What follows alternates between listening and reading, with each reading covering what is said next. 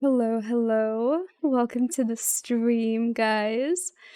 Um, oh no, I'm sorry to hear you're not feeling well, Vex, and I know that I am responsible. I'm responsible for that. But hopefully I took the brunt of the sickness so that you can recover in less time than it took me. 'Cause wow, I've been sick. But yeah, hopefully by tomorrow. Thankfully, I am doing much better though, and I hope all of you guys are as well. I only coughed like 4 times today, so progress.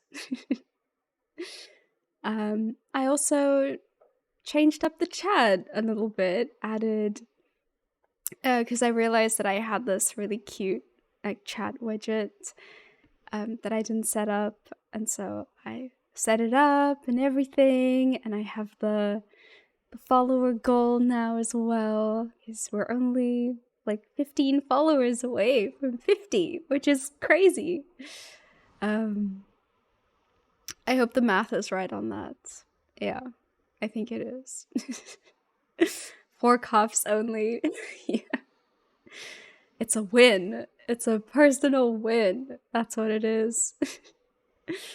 But yeah, the last time I played Beacon Pines, I did a bunch of accents and my voice got messed up the next day. And then I was sick for a week. And now we're back. So hopefully, history doesn't repeat itself. I still really want to do the accents because they were really fun to do. But I'm gonna try and take it easy. I'm gonna hydrate a lot more. So hopefully we're gonna be good. Hey, Mr. Clutch, welcome to the stream. You are here early, indeed. Right on time. I'm super excited to get into it because we left off quite a juicy chapter. So we're actually, I believe we're starting chapter 3. What? Let me actually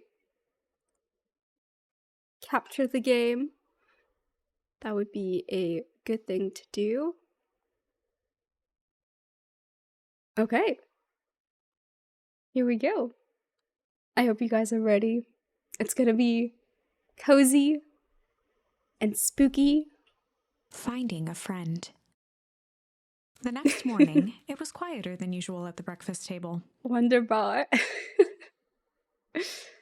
Only the sound of silverware and chewing interrupted the awkward silence. Oh gosh, yeah, I have to read. I finished jarring a mess of jam last night. Uh-huh. Oh yeah, we remember... I forgot the guy's name. That creepy old man who's like begging us to tell our grandmother to come to the shop. So that'll need to get delivered into town today. Okay. So, what did you and Rolo get up to yesterday? No, nothing interesting. So awkward. Hello? Calm down.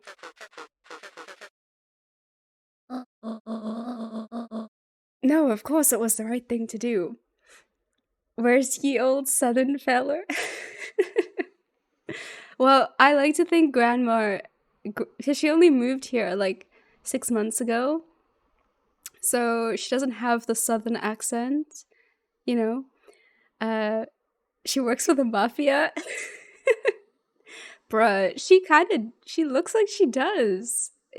I think she has a dark past. We don't know. We don't know anything about it.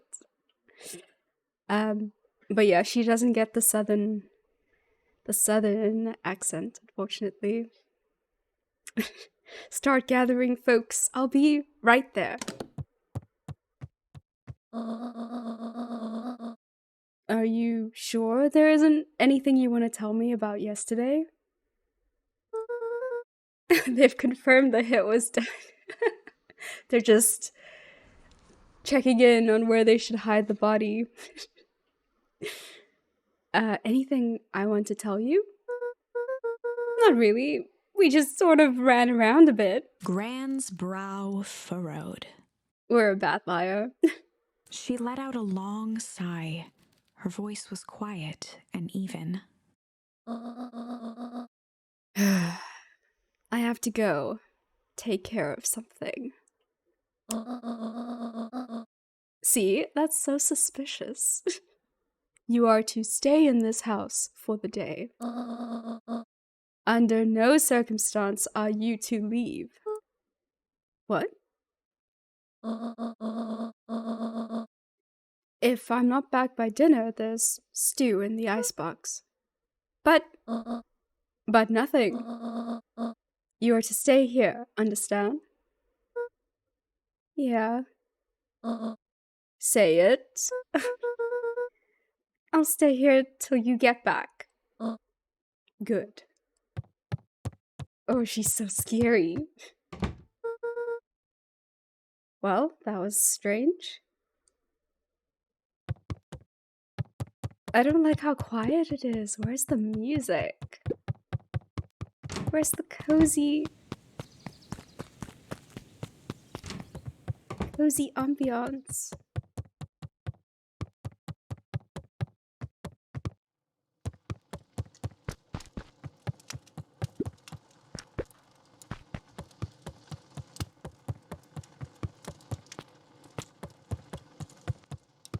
An eerie electronic sound echoed from Luca's bedroom. Gilf. I hope that doesn't mean what I think it means. Hello? Is anyone there?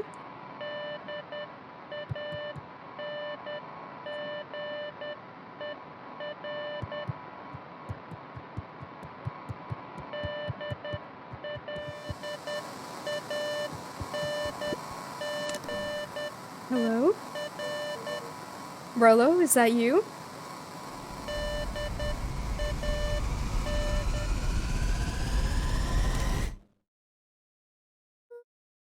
Over? Strange.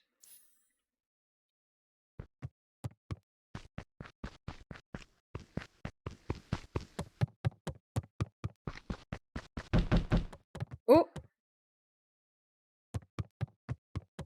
Was someone knocking on the door? Stranger danger. Oh, hey, Roxy. If this is about me, accidentally kicking you yesterday, is Rollo here? No. Look at me, Luca. This is serious. Is Rollo here? No, I haven't seen him since yesterday. Rollo didn't come home last night. What? A pit formed in Luca's stomach. Where was the last place you saw him? We were playing around in Weepwood, and then it was late, and we went home. Weepwood? If he's alive, I'm gonna kill that little creep. Is there anything else? Anything that he said? Luca's mouth felt dry. Grandma took care of it. No, we were just messing around. Okay. I need to go let people know to check the woods. You just stay out of trouble. Go see if he's hiding in the library or something. Luca could feel his heart beating in his throat. Rolo. Where are you? But Grandma said we should not leave this house under any circumstance.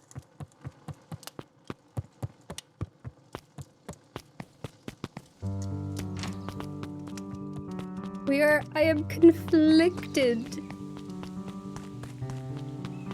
But Rolo would do it for us, and so we must do it for Rolo. The road leading to Beacon Pines was long and uninspiring, a sort of natural barrier for the impatient.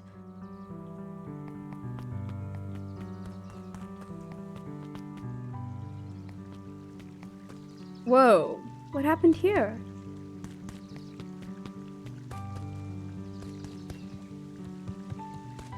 I thought this was like being set up and everything. Hey Bert. Have you seen Rolo? Nope. Though I've mostly been talking to clipboards. They're setting up lots of stuff for the festival. This one said he had to process some answers. I told him that was fine. I'll wait right here till he gets back. I don't know why he sounds like an old southern man, but that's just who Bert is. You have betrayed her. Grandma will remember this. Oh no. Howdy, Luca. Hello again, Pete. I'm not Pete, you silly goose. Wait, what? It's Toby. It could have fooled me. Wait, I miss having the little...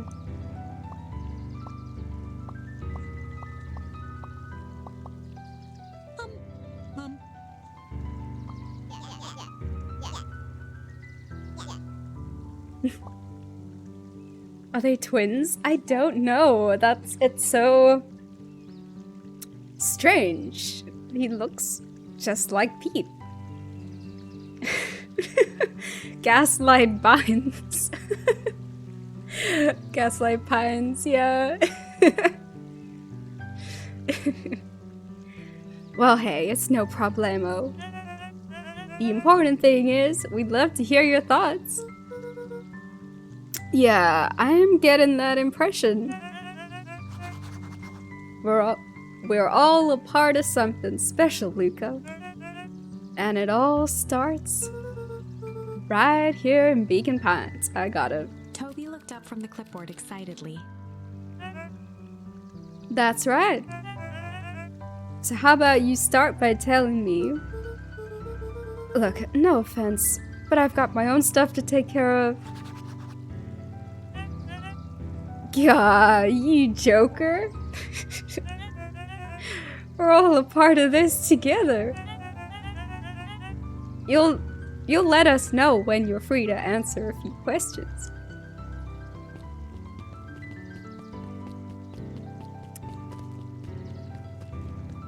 They blocked him in. Shame. Nothing suspicious about that. Yeah. Old Pickler's Pond.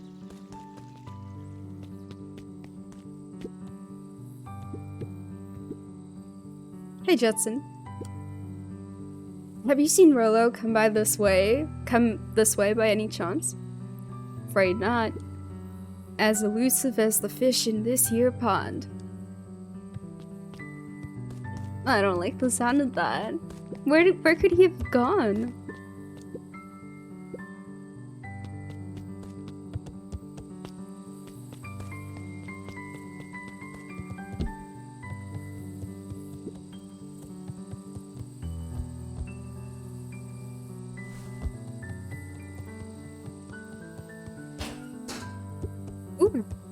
Luca looked looked up at the satellite dish.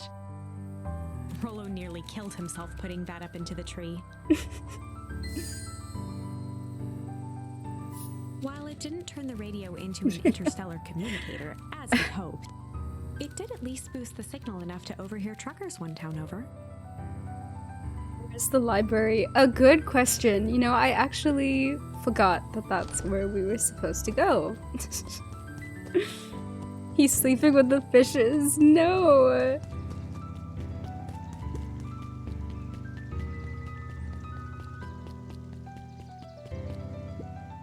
Oh. We really need to get back to work. Just a couple more minutes. If Roxy said she will be here, then she will be here. I just don't see why I'm standing around doing nothing and waiting for Roxy when I could be standing around doing nothing and getting paid for it. Come on, Lumi. Roxy needs our help. My parents wouldn't listen. No offense, but isn't Rollo always getting into trouble? Something feels different this time. What can we do to help? We need to check where the adults aren't. So I guess it's up to us to check Weewood. Our shift doesn't end for a couple of hours.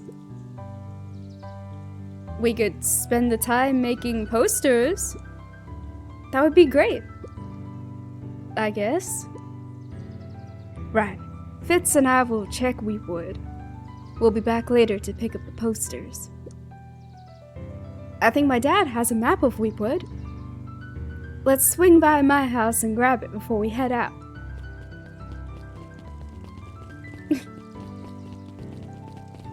They all have 3 different accents. At the same time.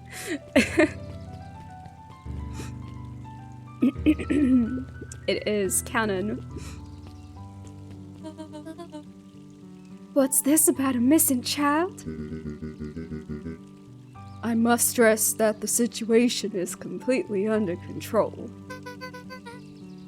It just all seems so terrible. And you're sure there's nothing we can do to help? Nonsense. Young Mr. Cotter will turn up safe and sound. I am certain. You just focus on settling in. I trust my sister has supplied you with suitable lodging.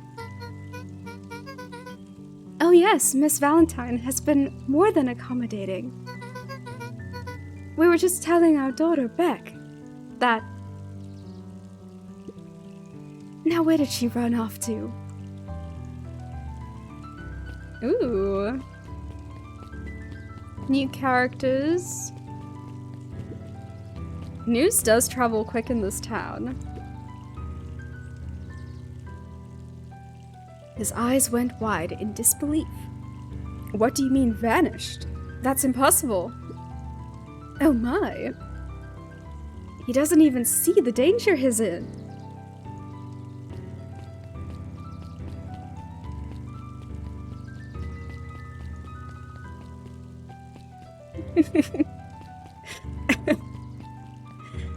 Glad we cleared that up.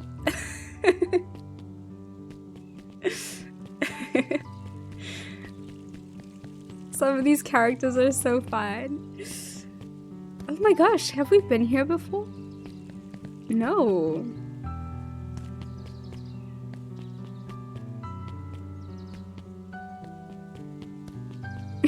I knew there was a but after that. There's always a but. Hey, Ilson. History Museum. It's laughable, really. Did you happen to see Rollo in there? No, just the shadow of a family clinging onto a town, clinging onto the past. Feel free to check for yourself. But don't expect to have your mind blown. You've seen some things. No regrets. Hey, Griffin, has Rolo been by? I haven't seen him all day. I'm sure he'll show up safe and sound, though. And when he does, tell him there's a strawberry chocolate double scoop waiting for him. On the house. He'll like that. Oh. No touching. Can we touch it? We just smacked it. That was very satisfying, though. Oh, it's the Pooja game. Hey, Glitter. We all know Beacon Pines is a great town. What you may not know is great towns grow from mighty roots. And that is why you cannot tell the story of Beacon Pines without telling the story of one Shopper Valentine. Young Shopper's keen intellect and strong moral fiber led to a grand vision. A vision of a community dedicated to a better tomorrow. Yeah. In his own words, a better tomorrow is within our grasp, but it requires a singular mind to harness it. Lucky for us, he decided to grow that vision here, in Beacon Pine. And how does one grow a better tomorrow? With fertilizer, of course. Valentine's Fertilizer Company became the lifeblood of a town yearning for purpose. But then tragedy struck, a scientific experiment gone wrong. An accident which took Shopper away from us far too soon. To this day, we struggle to pick up the pieces. But one foul harvest isn't enough to stop the people of Beacon Pines. The spirit of Shopper Valentine lives on. Good question, Glitter. Of everyone with a dream for a better tomorrow. Together, we will follow his example and grow a bountiful future. Paid for by the Valentine family and the Valentine Fertilizer Company Remembrance Fund. I feel like Casey would enjoy this. That was unhelpful. So, to catch you up, Rolo has not returned home since yesterday. And so the whole town is looking for him. Casey in a history museum. Yeah. Oh my gosh, look at all these new characters. Oh, the cobs I've eaten. A salad-centric travel guide for the mildly adventurous. Who's Rolo? Glitter.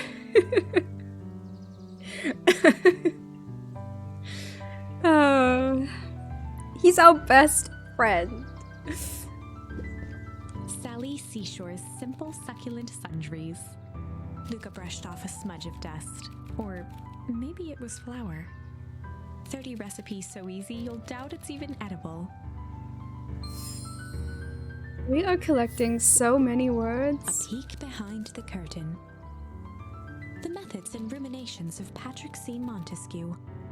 He can't be such a good friend if we don't even remember him. One of the greatest acting Okay, minds of first our of all, time. Glitter. You thought By his dad went to go buy Patrick C. milk Montesquieu. after he was standing right next to the tombstone.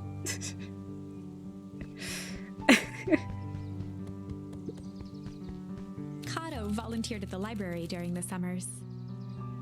Hado. He wasn't very social, so he'd dedicate each summer to becoming an expert in a single subject, making him a reliable source of very particular knowledge.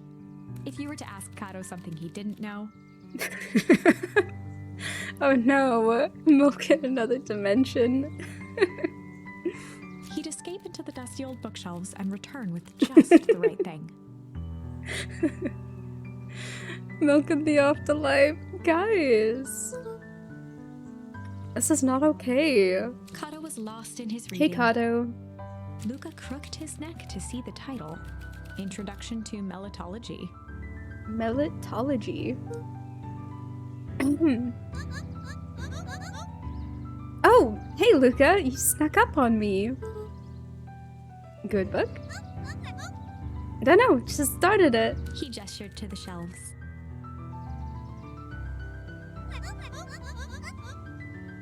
I'm really running out of books I haven't read yet. So now it's on to the wonderful world of bees. Turns out, bees are pretty cool. For instance, did you know that around 70% of bee species actually live in underground tunnels? Or that if there are 2 queens in a hive, they will fight to the death for supremacy. The more you know. Me little Logie. Snuck up while I'm looking right at you. That's interesting, but you haven't seen Rolo around recently, have you? Not since yesterday. Keep an eye out for him, okay? Sure thing. If I see him, you'll be the first to know. Unexpected prequel to the Bee movie.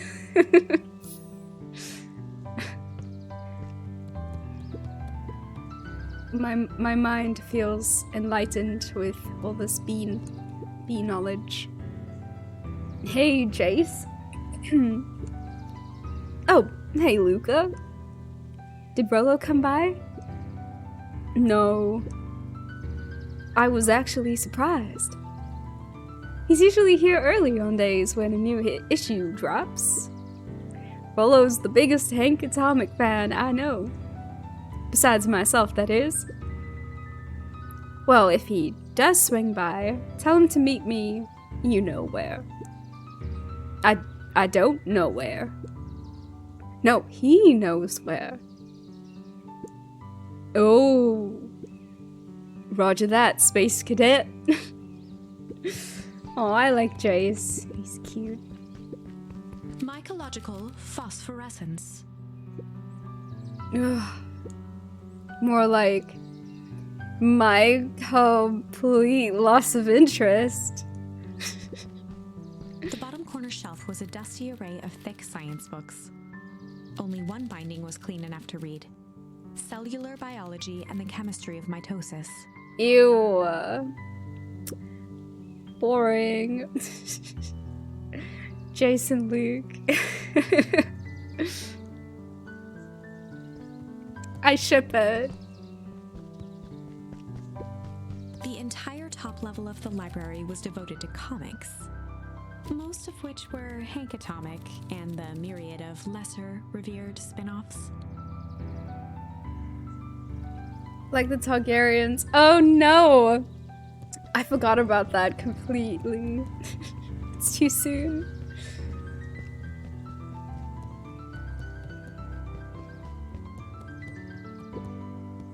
There were rarely any actual new editions, simply a variety of existing content rotated into the front display each week. Not fooling anyone. Oh, we just unlocked the achievements. Nerd. Nice. What sort of monster puts candy behind a locked door? Oh yeah, Mr. Nuncreed works weird hours sometimes. Okay, wait, I need to change my accent for this. I don't know, I can't do any other accents though. Of course he does. I think I just need to sound like really done with life. How about you? Valley Girl accent. Okay, I'll try. When do I work? No, what's your name? Luca Van Horn. You new here? Yep, not by choice. Beck's family moved often, giving her little time to establish any It's real terrible, connections. but I'm working on it, okay? She would tell you she prefers it that way. I'm looking for my friend Rolo. He didn't come home last night. So... he's missing? I guess so. Like, missing? Does that sort of thing happen a lot around here? Luca shifted his feet uncomfortably. Well, That sucks. Yeah. So, I should probably get going. Hey, wait up! There was in fact an attempt. Oh gosh, guys. What? Beck pulled a coin from her pocket.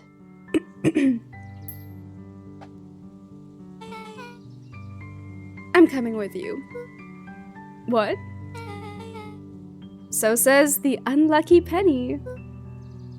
Unlucky? Yep, well, technically it landed on heads. Leave this kid to find his friend alone. But I always do the opposite. Oh, that's kind of like me and Rolo. I guess Rolo is my unlucky penny. That settles it. A person should never be without their unlucky penny. Let's go find him. The name's Beck. Pleasure to meet you, Beck. I suppose I could use some help. Try to keep up. I like Beck. She's a cutie. Joey, have you seen Rolo around? No, sorry, Luca. I've had my eyes in the dirt for looking for beetles. I can't seem to find any. He never came home last night. Do you think it's because it's been colder than normal? I don't see why that would have anything to do with Rolo. No, the beetles! Do you think the temperature confused their circadian rhythm or something? Who's to say? I'm no beetologist. Just keep an eye out for him, would you? Of course. Man's over here having a conversation with himself.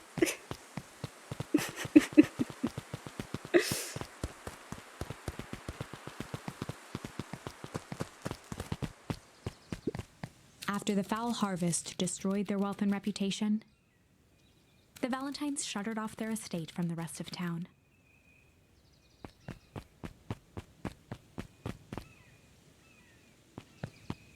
What is wrong with these people and bugs? I know, The right? Valentine mansion loomed over every other building in town, both figuratively and literally. Hey, Casey. What up? What up? Welcome to the stream. How are you doing? And we still can't enter this house. What if he's hiding in here?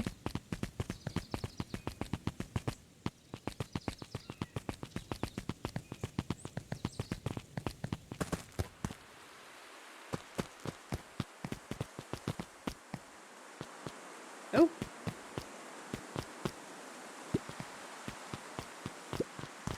Maybe he just wants some alone time. It's not allowed. Rolo is not allowed to be alone.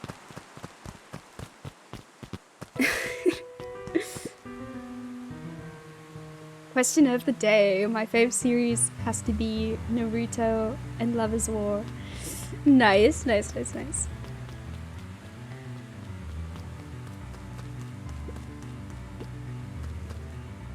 Luca felt a chill as he approached Beck. Although, oh, like he's in his sad boy era. I don't know. Rolo doesn't seem like the type to be in a sad boy era. I don't know. I hope not. Although at the moment I'm really enjoying Monster, so for recommendations I'd say that. I actually started watching Monster, but I stopped after the first episode, like recently. Monster's very cool for sure. I've heard it's a slow burn, which, yeah, it's a bit tough. Her eyes were locked on the strange green liquid. This is me telling you to continue. Okay, I believe in signs, so I will take this as a sign. The nearby grass was coated in a fine layer of frost. Is this sort of thing normal around here? Because puddles of glowing ooze are definitely not what I expected from this place. I have no idea what that stuff is. Well, the obvious next step is science. You know what other series you should continue? No, actually, Glitter, which series should I continue? And what does science suggest? Poke it with a stick? Oh my gosh, where did she get that? Broken tree branch into the goo. Beck's eyes widened as flowers grew from the dead wood. Whoa, wait a minute. First small buds, which quickly bloomed into vibrant petals. Bruh. The Tomb Raider series. The OG Tomb Raider series, you mean? It'll give superpowers if you roll in it. I wish I could roll in it.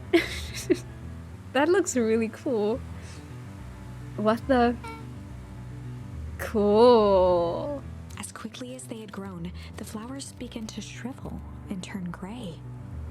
Oh, Beck dropped the stick with a grunt of disgust. That's a problem. Okay. So the science tells us this gunk is like weird as hell. Yeah. It seems dangerous. Oh my gosh. Oh gosh, I think I was doing like a weird Pooja accent for this.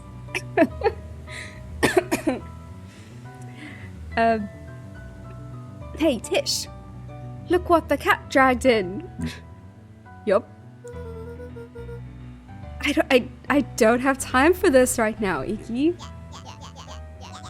Ah, don't say things like that. It hurts Tish's feelings. Ain't that right, Tish? Yup. She looks fine to me. Why, hello. I don't think we have been properly introduced. Iggy's the name. This is my compatriot, Tish. Yup. You've probably heard of us. Can't say I have. I'll forgive you just this once, on account of you being new around here. Why would you hang out with this dud? Oh? He seems pretty alright. Iggy, why do you have to be so... you? Has he even told you that his parents skipped out on him? Shut up. It's true, they got tired of having such a pathetic kid and left him. Oh my gosh, I hate Tish. Well, wait, no, wait, who is this? Oh no, this is Iggy. I hate Iggy. What the heck? Who hurt Iggy? That's what I want to know. Iggy, I'm only gonna say this one time. Don't talk about my family. Well, look, he's grown a backbone now that a girl's around. First, his pops croaked. Then his mom finally couldn't take it anymore and bounced. He took a Damn. step towards Luca, his sneer lit. Relatable. By the glowing puddle. This is a kid's game. No, I don't know. I don't think this is a kid's game. Beck could see tears welling in Luca's eyes. Vanilla His ice. face clenched. Iggy. Some things about Beacon Pines were very different from the city. But a bully from a hayseed town is really no different from a city bully. A hayseed town. Beck took a deep breath and thought. Well, time to bust out the tickles. I'm curious what will happen if we choose tickles. We have two options. Well, time to bust out the tickles. Hey Tish, wanna see something cool? Yep. Check it. Beck lunged forward and began to tickle under Tish's arms.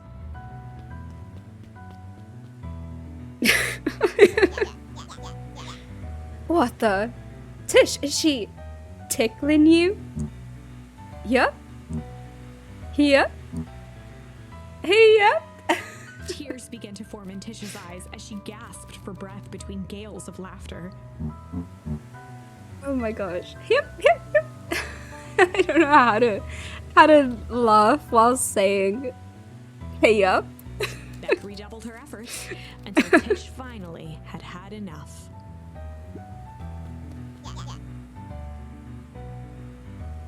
What just happened? She seems nice. Sorry for the interruption. I think you were just threatening us? Iggy's eyes darted around, a realization dawning on his face that he was now outnumbered. I just remembered. I have somewhere else to be. See you around, new kid. Iggy kicked at the puddle before making his escape. Oh. Whoa. What a little creep. Beck? I think you got a little ooze in your hair. Beck shook the ooze out of her hair as best as she could. Sounds like it should be Goofy's yuck. I'll try and remember that for next time. Is it bad? It depends. What are your feelings about having a more mature, refined look? Oh god. Chapter 4. Damn, what a chaotic chapter. First of all, because of my weird accents. But secondly, we just met so many new characters. The best policy. Luca paused for a moment, catching his breath. He'd only just met Beck, and somehow he already managed to drag her into this mess. Hopefully he could make it up to her. But finding Rollo was his primary concern.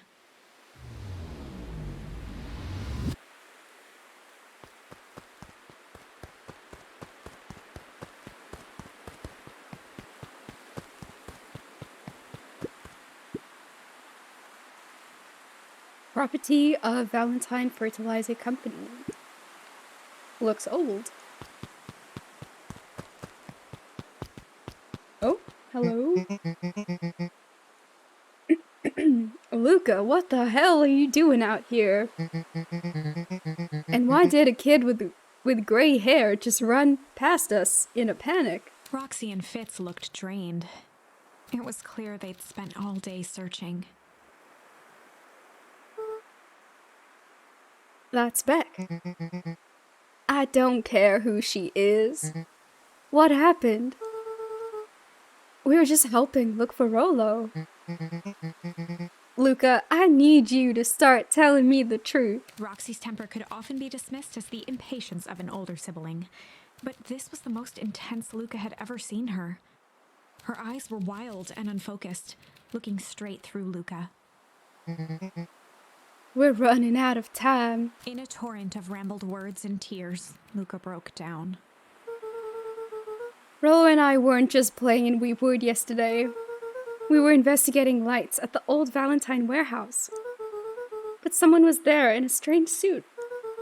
And we hid in the dumpster and had a heavy bag dropped on us.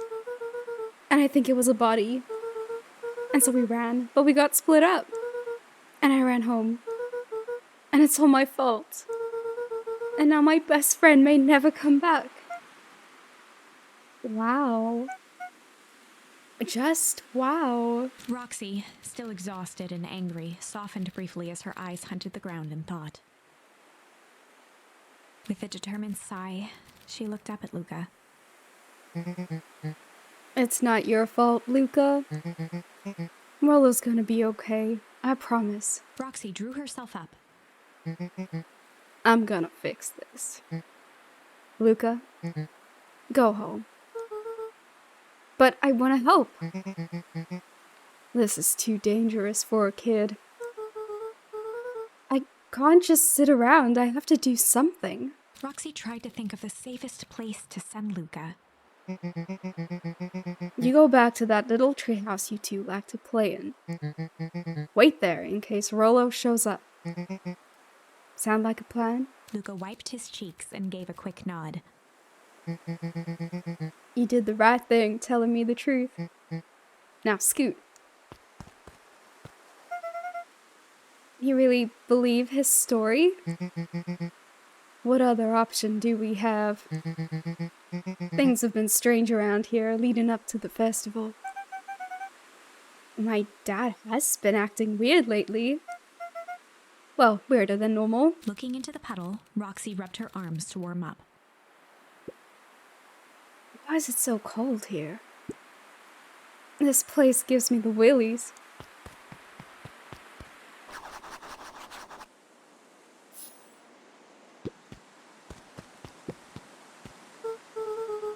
Dang, they boarded up the way in.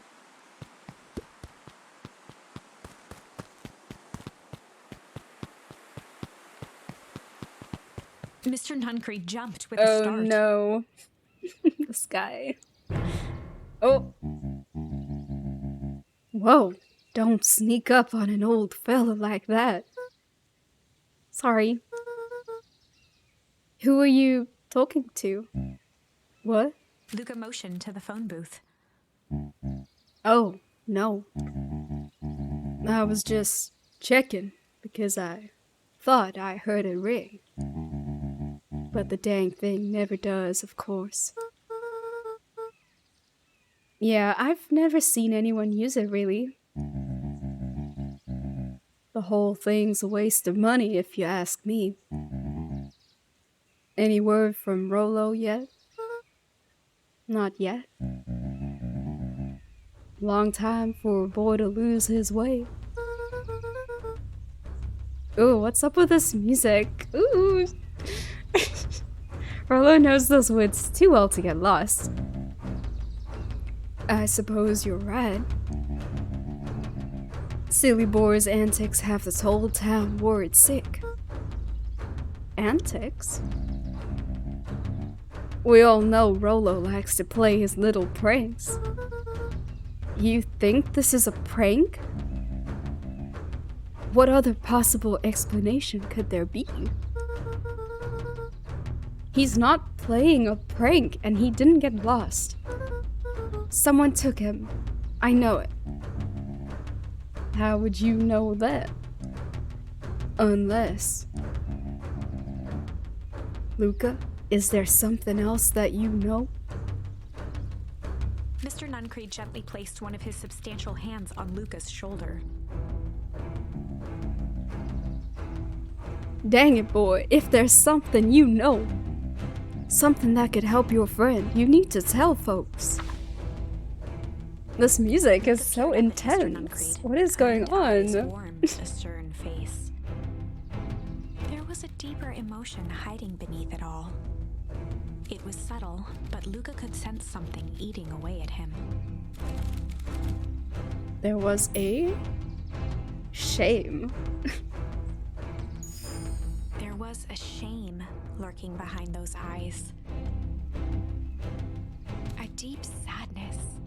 If Mr. Nuncreed was that worried about Rollo, maybe he could help.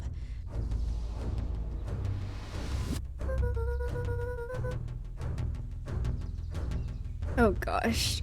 Yesterday, Rollo and I were messing around at the old Valentine warehouse. Mr. Nuncreed raised an eyebrow. Both of you? You were with Rolo when he went missing? Not exactly. I was hiding in the dumpster. The dumpster? What were you doing in there? At first, we were just looking around. Then someone in a strange yellow suit came and dumped something on us. We both got scared and ran. That was the last I saw of him. You got scared by some garbage?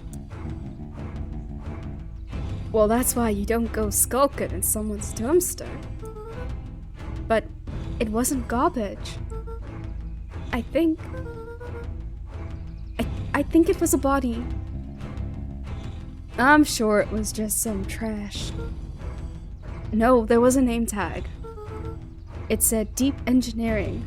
Mr. Nuncreed's shoulders slumped.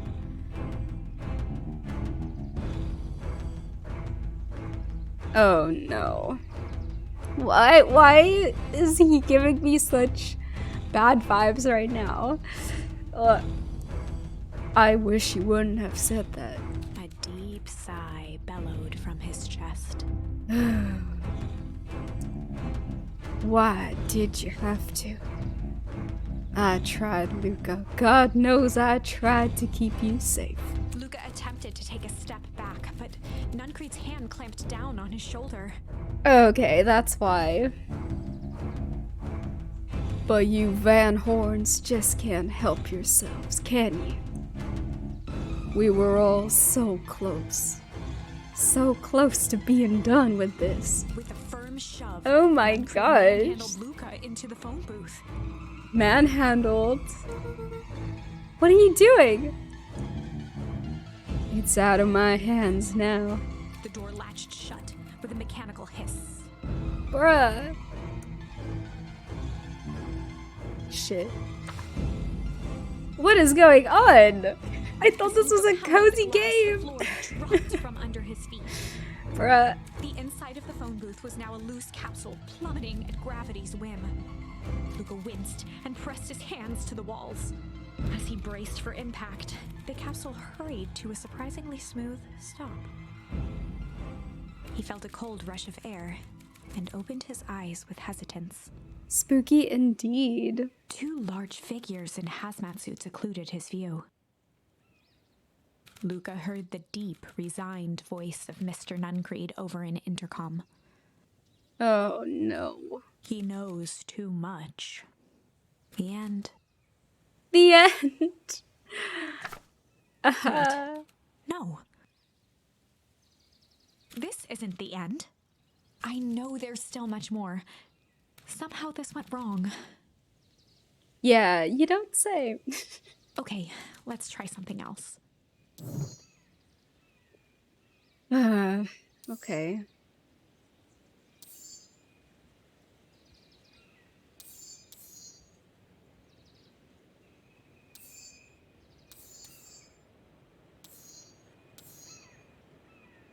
So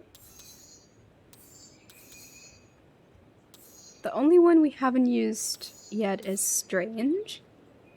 Maybe if we try Strange.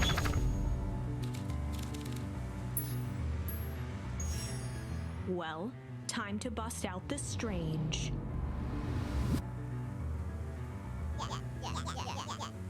Alright, Luca. Looks like you need a little mud bath. Mud bath. Gosh. I give up with this guy's accent. What's wrong with ya, new kid? We're about to pound your friend. Beck stared in silence, the only sign of life being the twitch of an eye.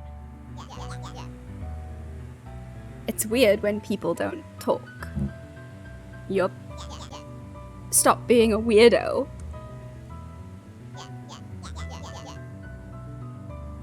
Hello? Are you some kind of wackadoo?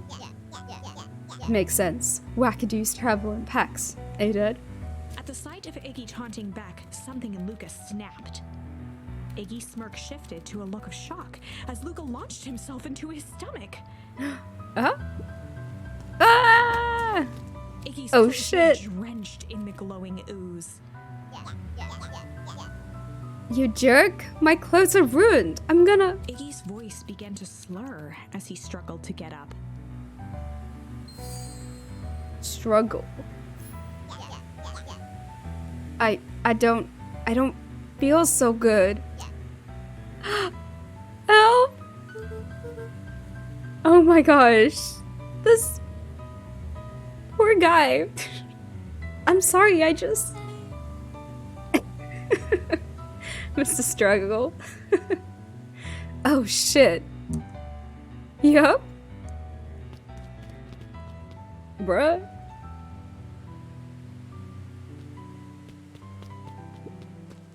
He'll be fine.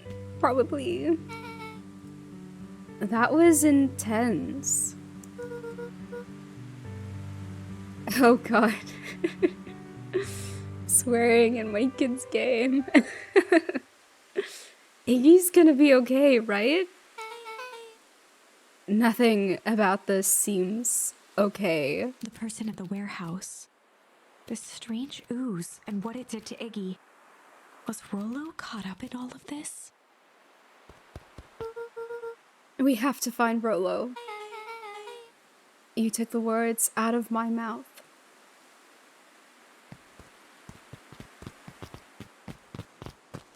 Oh. Whoa there, little buddies. You startled me. What in the dickens are you up to in this part of town? We were just helping look for Rollo. Oh, you haven't heard the good news? Rollo showed up safe and sound a bit ago. Really? So, where was he? It's funny, really.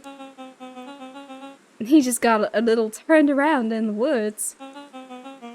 They can be disorienting, you know.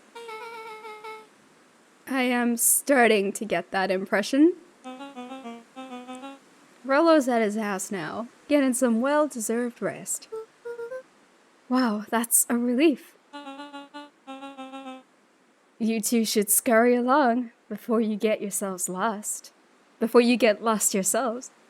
Sus indeed. I don't trust this man. Yeah, come on, Beck. I can't wait to introduce you to Rollo. Oh, that reminds me. Luca, your grandmother was looking for you. Oh no. She's gonna kill us. She was? She was worried sick.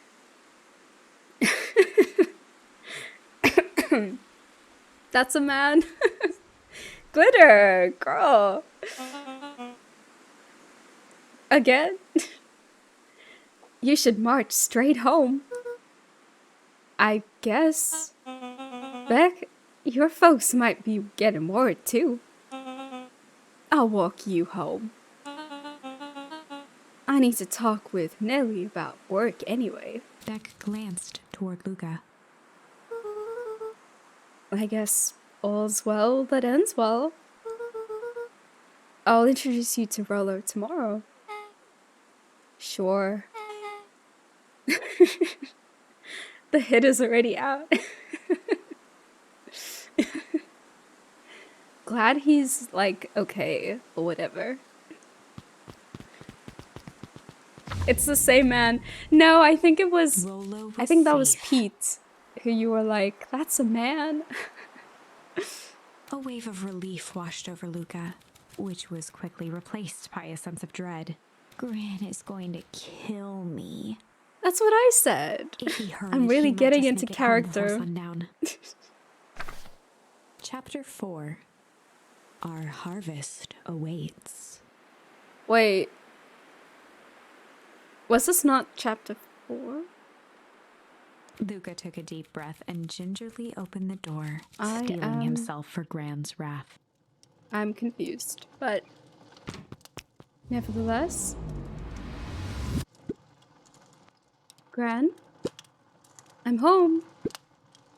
Everything's fine. Gran?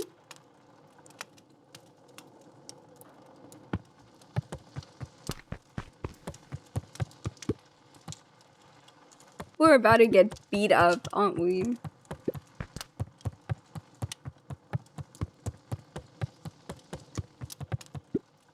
Gran? I know I wasn't supposed to go anywhere. I was just helping look for Rollo.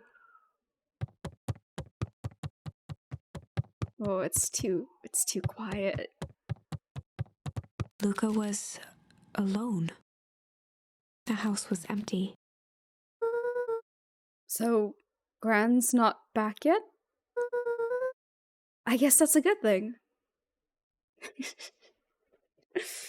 Gonna beat you for leaving the house. Exactly. Although now I have the feeling that that guy lied to us just to get us to leave the forest, and that maybe Gran actually is not here, and he's gonna, like, I don't know. I just have a bad feeling. We didn't check Luca was outside sitting by though. the pond, listening to small waves lap against a rock. His father sat in a folding chair in front of him. Without turning, he spoke. "Why don't you grab me some nice bait?" "Sure thing, Dad." Luca hopped over to the tackle box and popped open the lid. Inside was a rolling, buzzing mass. "We're fishing with bees?" Luca's father gave a warm chuckle. "Well, you catch more fish with bees than honey. Pick us out a good one." I'm not familiar with that saying. Luca closed his eyes and plucked out a bee. He could feel its wings struggle between his finger and thumb. Holding it at arm's length, he hurried over. His father deftly baited the hook and examined his work. "Interesting choice."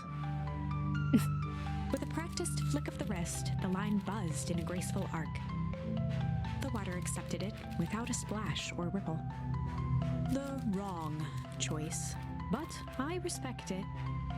The pond began to freeze over. Dreams are weird, man. Sometimes we gotta make the wrong choice before we can make it right. Pallid ice propagated across the still surface with an alarming speed. Luca scrambled back as the ground beneath him turned cold. "Dad, I don't understand." "Sorry, kiddo. Understanding isn't always part of the deal." The relentless ice shot through the fishing line toward his father. "Dad, look out!" His father casually wound the reel. "None of it's your fault, you know. Never was." "Dad, we have to go." Luca grabbed his father's shoulders, trying to pull him away. "Please, you have to run." The ice crackled as it spread across his father's hands. Oh no. "That's the thing about fishing, Luca." His chest began to crystallize.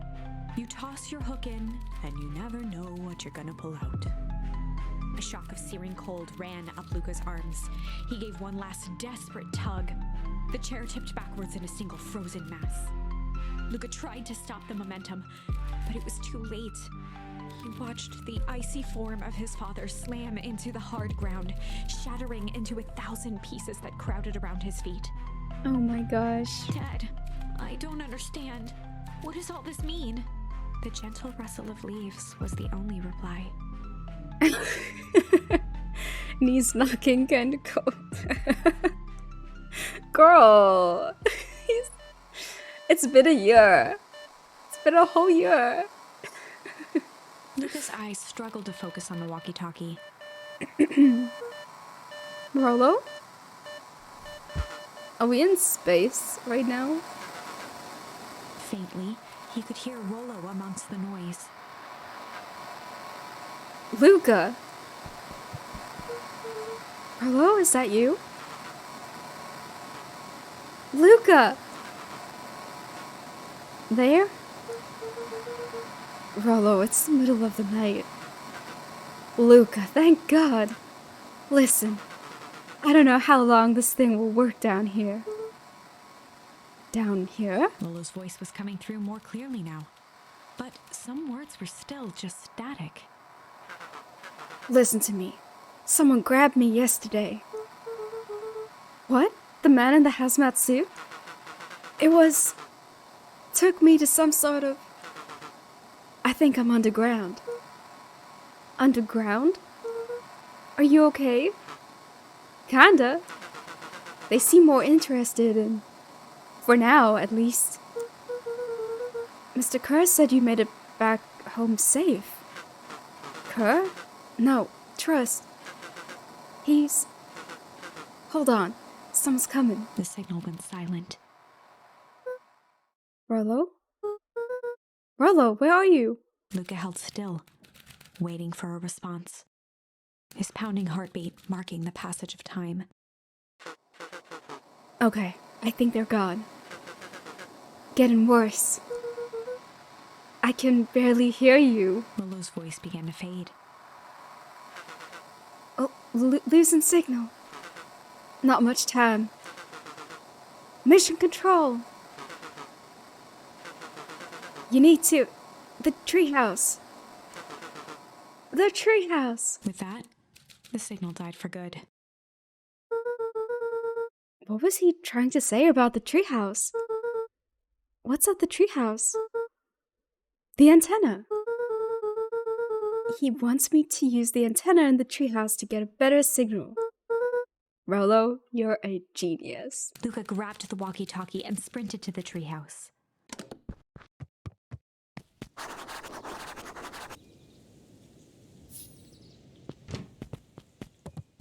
Where is our grandmother? Luca heard a group of footsteps approaching. He dashed behind the bushes to avoid being spotted. Oh. It's the mafia. So, we all understand our roles? You can count on me. I think we still need more time. This wasn't the original plan. Mr. Tolliver paused, shifting his eyes to one side. We're all in danger now. I, for one, refuse to sit idly by while that danger persists. Refuse. Nice. Hiram, you just keep your wits about you. Mr. Tolliver took one long, quiet breath. Hiram? That's her name? You're right. You can count on me. I just wish we could have made that deal with Harris Valentine. Her resources would have still come in handy. As I said, I had no time to contact her after your call this morning. Plans change. How's Luca holding up? He's fine. We shouldn't lose sight of the fact that this is all... I know very well what all of this is for. What happened to the homicidal beaver from the drugstore? Who? Is that the guy who, like, shoved us into the phone booth and tried to ship us away? Mr. Nuncreed. The guy who killed us just now. Oh, Mr. Nuncreed. I don't know. We kind of redid the chapter, so we didn't cross paths with him. I don't know where he is. We have no choice. Operation Sparkplug has a new objective. Are we in agreement? The three shared a determined look. I like this group. Good. We'll reconvene after the festival.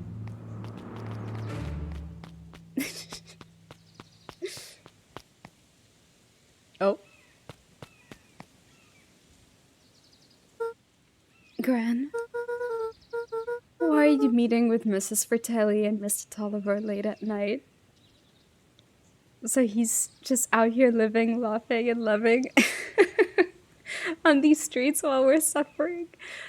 Basically, I mean, technically, it never happened, so we don't know that he really is a creepy guy who would kill us if he got the chance. Oh my god. Hey, Luca. Yeah. Dawn, you scared me. How long have you been there? Oh my gosh, it's a bat. Oh, just a few minutes. Earlier today, I saw Mr. Tolliver and your gran enter the diner together.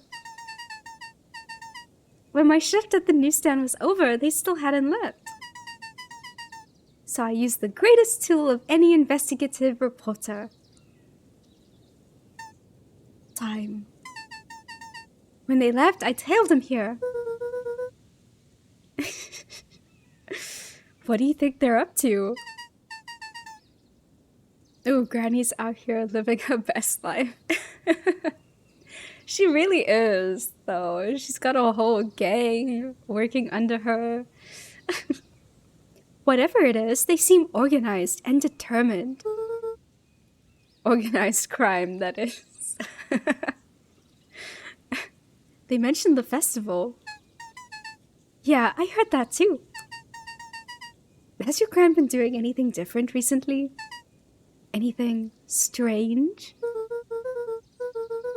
She got a phone call this morning and rushed out the door. Someone needs to teach this boy about the birds and the bees. I mean, in this game, it has very, very different connotations. A call from Hiram Tolliver, it seems. She was either furious or terrified. The librarian could teach them. Or both. Literal birds and bees. Melitology. Melitology. I can't say that word. Luca, be careful out there. I think we might be in the middle of the scoop of a lifetime. I will. This bat is so freaking cute, though. Aren't you coming out? Nah, I'm gonna stake out here for a bit longer. Me little logy. My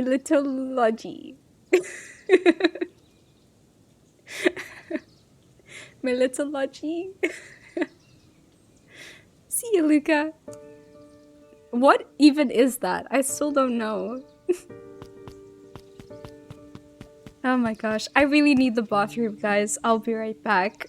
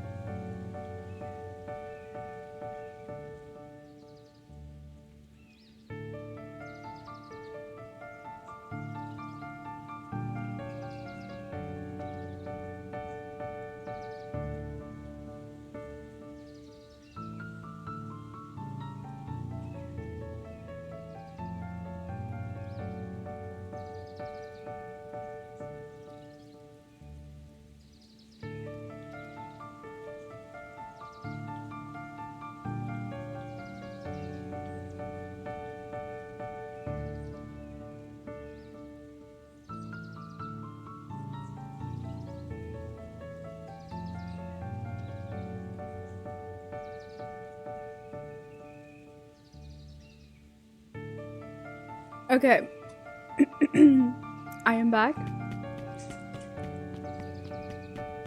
And now I know militology is the study of bees. Oh.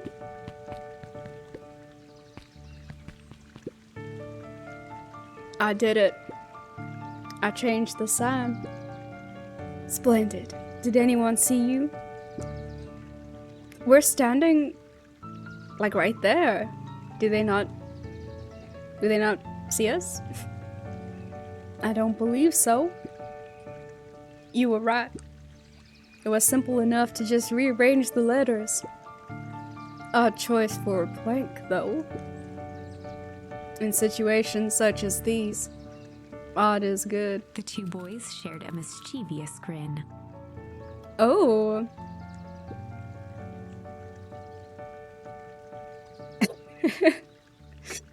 I keep hearing My Little Pony, but My Little Logie.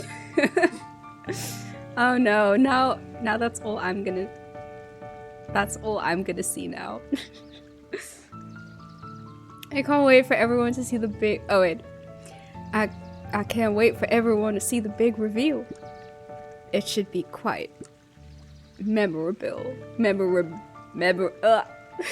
What is happening? My brain is not coping. Memorable. Let's make ourselves scarce for now.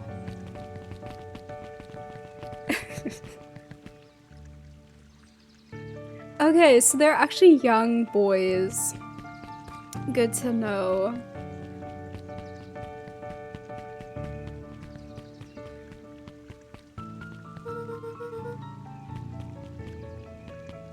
And they were roommates. For some reason, I always thought they were like old men, but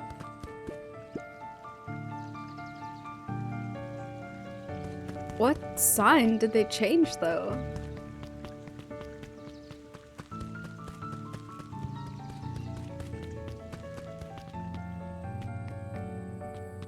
This place is so pretty at night.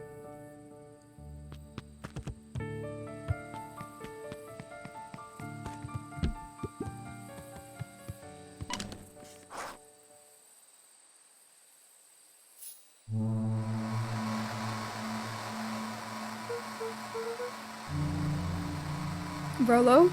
Rolo, are you there?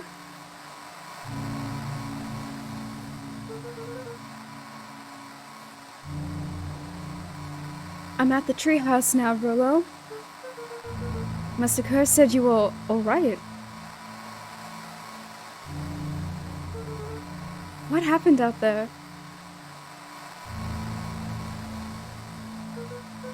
Dang it, Rolo, where are you?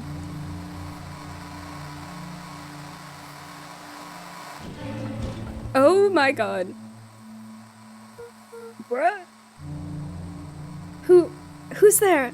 Luca could only see a cloaked shape behind the rocket. I've got weapons in here.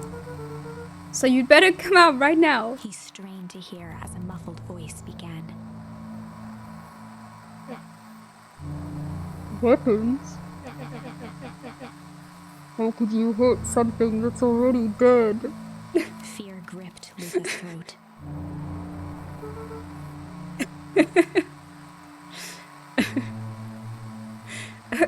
Who are you? What? You don't recognize me? I guess I don't even recognize myself anymore. Luca stared at the ground for a moment, trying to place the dampened voice. I'm in heaven now, so sorry I died. The figure shifted slowly from behind the rocket, revealing itself to Luca.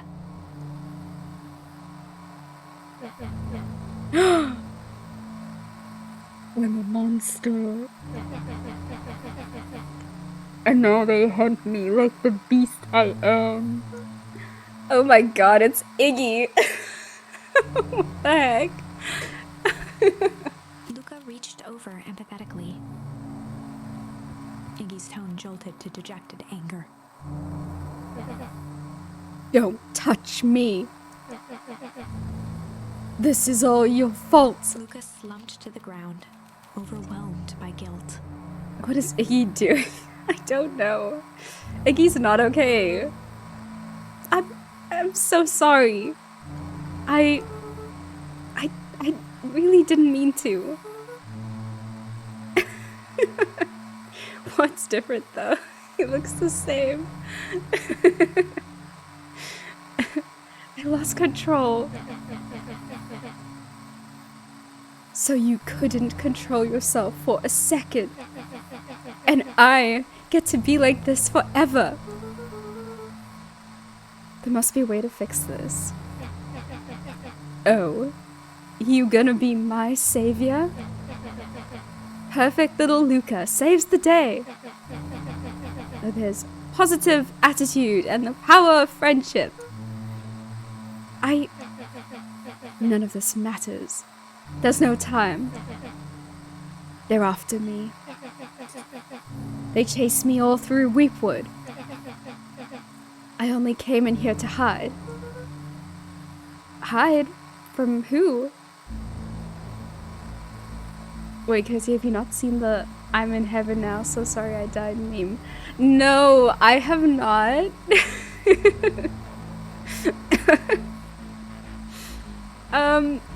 If you joined the Discord, Mr. Clutch, you could send me the meme, cause, yeah, I would like to see that. No, but actually does he look different? The PNG is covering his face. Oh, sorry. Okay, hold on. I'll wait. There we go. Can you see that? He does look, he does look worse now. Yeah. Just put myself back there.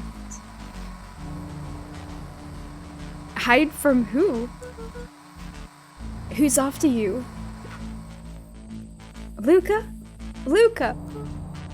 Rollo? It's not safe, Luca. Rollo, where are you? The treehouse. I'm at the treehouse, Rollo. Where are you? No, Luca, the treehouse isn't safe. They said they were going to the treehouse. I was trying to tell you to stay away from the treehouse. Who said they'd be going to the treehouse? The clipboards. What did I tell ya? Those perennial harvest wackadoos are after me. They've been chasing me, yelling questions at me. What sort of questions? They were saying the same stuff they always do. But it's different now. Less asking, more threatening. We're gonna figure this out, Iggy. Yeah, well, thanks. Hello? Is anyone present in this arboreal domicile? Crap, they found me. Luca, what's happening? Don't panic. You stay here and I'll see what they want. Oh my god. There are so many of them. I hear the Discord notification.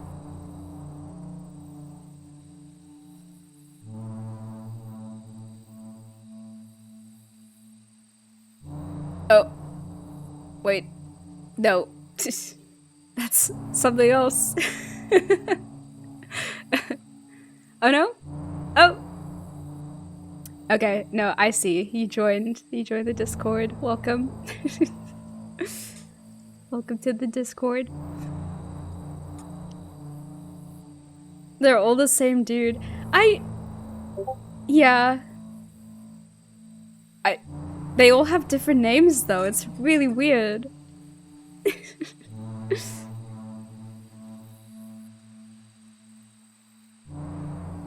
Okay. Hello, Mr. Van Horn.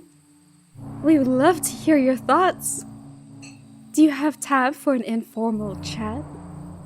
We will be brief. Your time is valuable to us.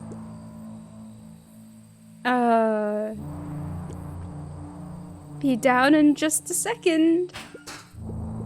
Of course. We have a problem.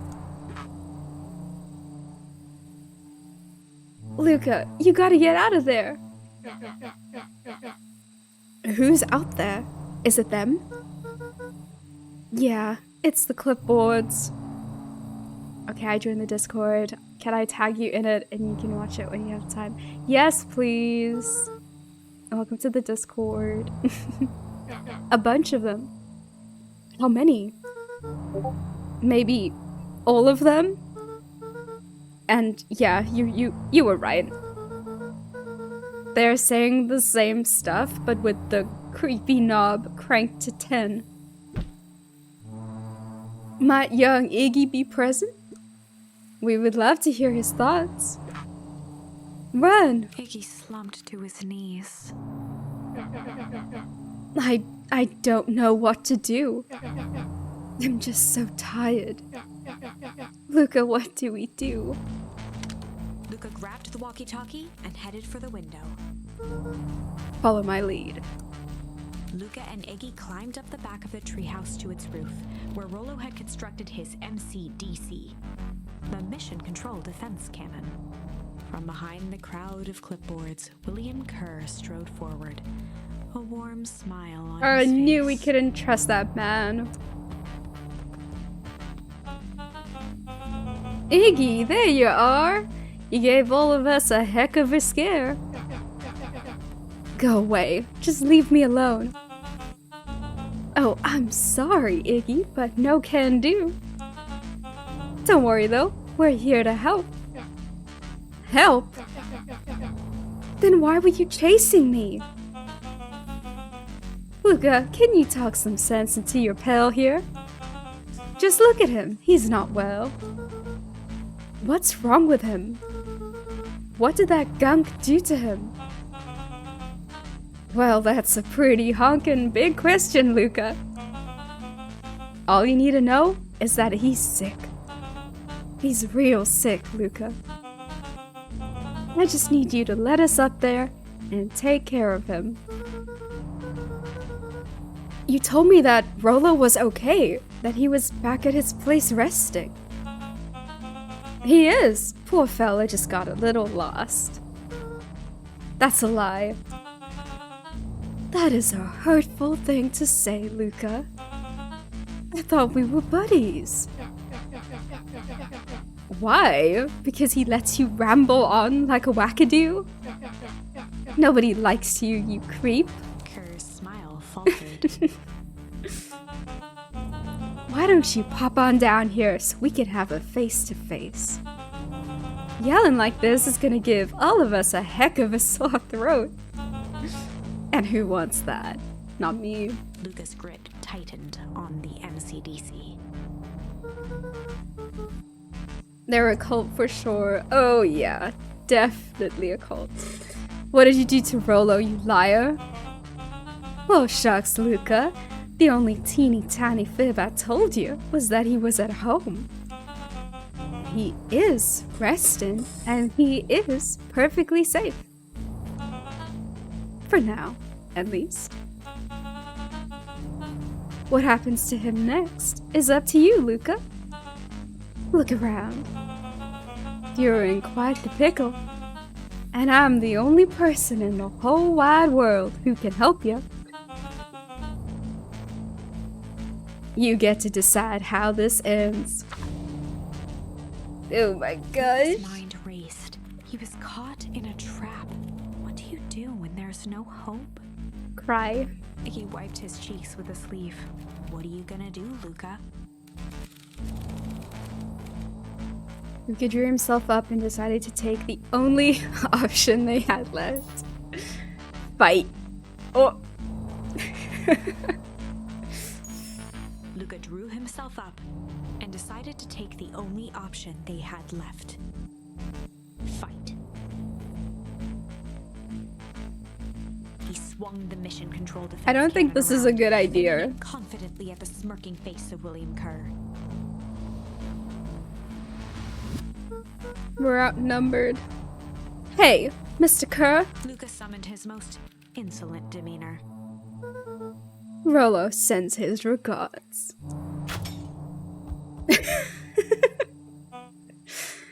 Hey! That was uncalled for, more than a little rude, and just plain unsanitary. Luca, I really did think we were good pals. What a shame that it's come to this. Kerr turned his back on the two boys. And this. With a nonchalant Oh my wave of the God. hand, he made his exit. Bruh. As the clipboards began to Things slowly have advance on the escalated treehouse, very quickly. Luca looked to Iggy with resignation The in his gaslighting. eyes. The end. No! That escalated quickly. That's what I Maybe said. discretion was the better part of valor here. Let's put a pin in this for now. I didn't expect all this craziness from Beacon Pines. Me neither, dude. It's like, yeah. It started off so cozy and sweet, and then the next day happened, and it was just not good. Okay, so we actually don't have any words that can go here. The only option is struggle.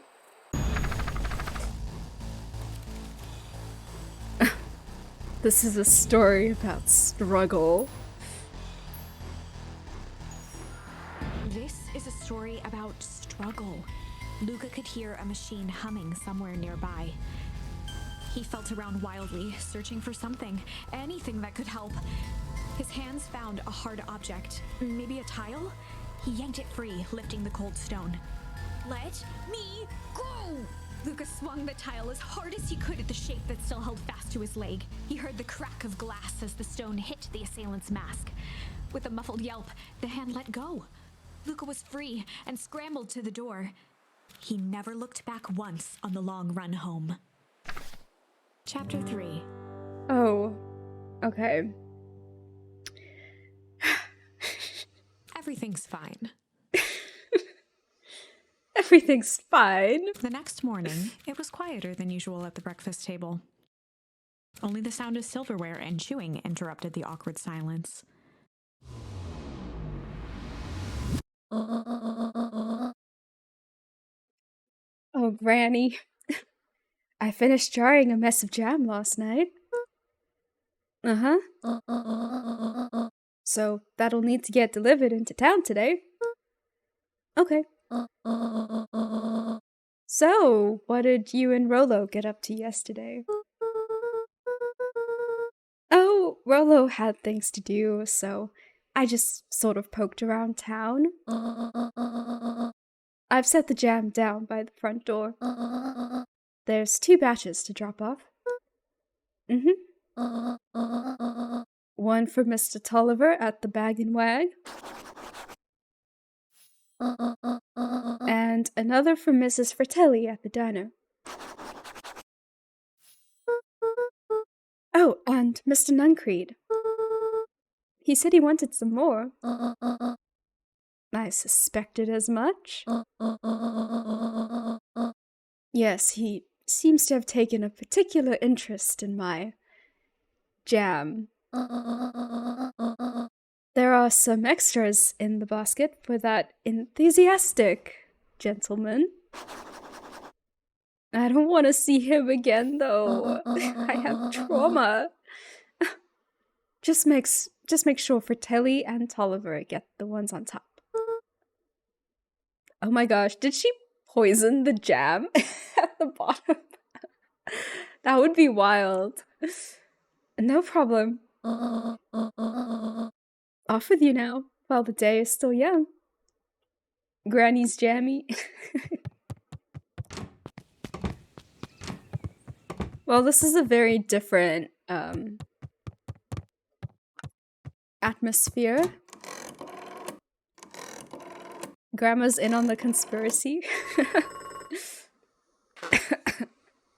Oh. Hello, it's Juniper Hartford.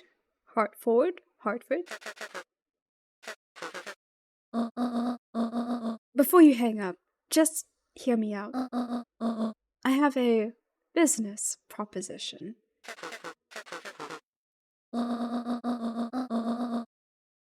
The simple matter is, we both have the same problem that needs solving. Very well, we can meet tonight. Oh. The jam.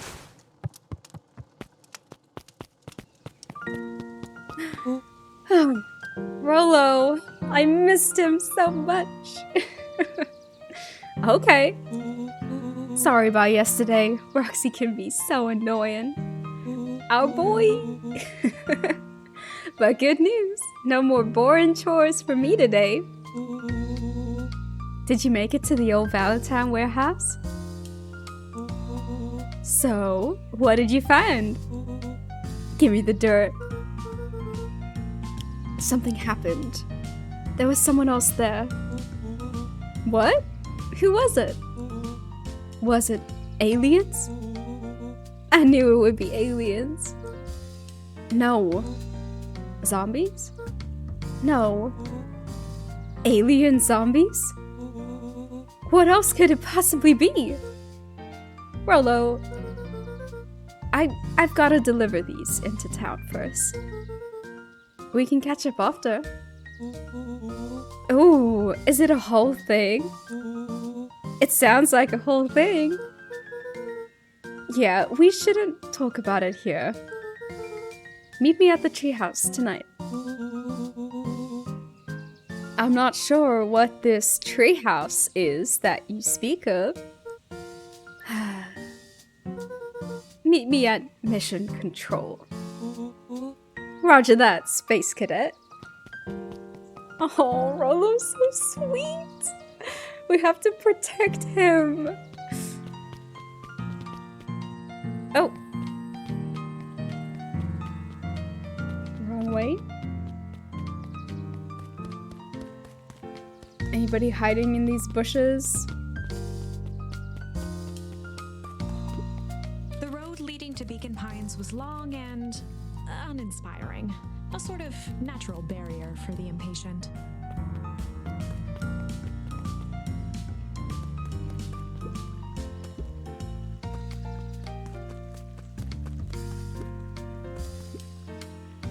Wait, watch your step. Oh, sorry. There was a whole family of beetles here. They've gone missing. I thought they just sort of wandered around. Everyone has a home, Luca. Even beetles. Luca checked the soles of his sandals. I think we're okay. It's weird that they're gone. They went missing when the festival preparations began. You think the noise scared them away? Oh, you think the noise scared them away? Something like that. Just watch where you step, okay?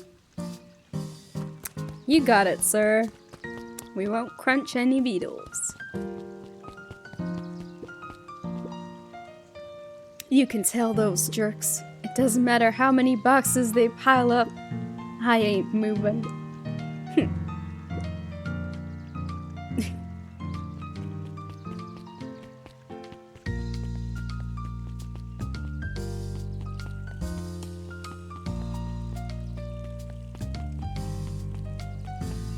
Oh, it's so cute. Anger from the past, mistakes not yet made, and a glimmering hope for the future. He carried them all in equal parts wherever he went. Oh heavens, what a burden to bear!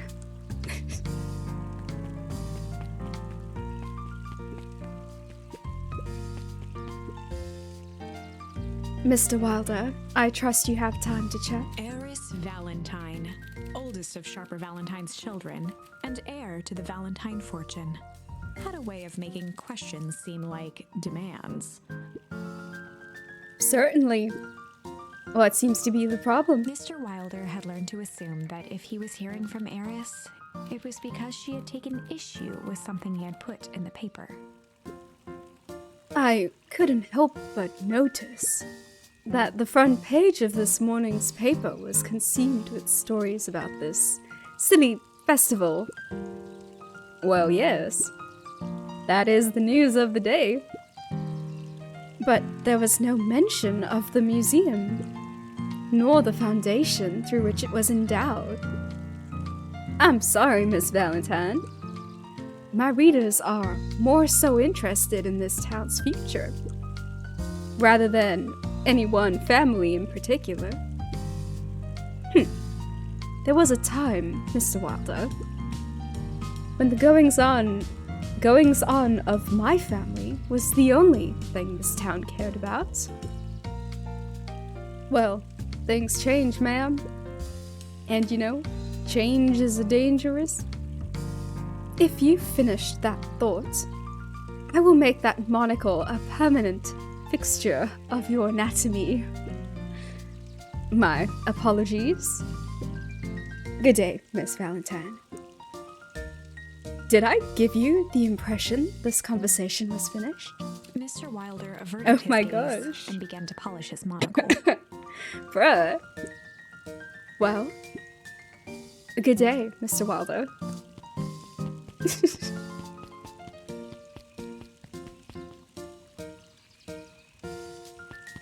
We love a girl boss. Ooh. Whoa, I have not seen this part of town.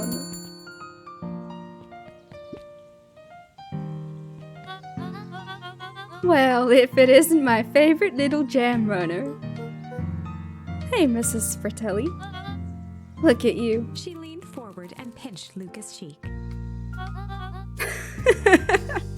Mommy. Yeah, but you know, you're not a furry, right? You swear? Okay, sure. You're all skin and bones. Is your gran not feeding you?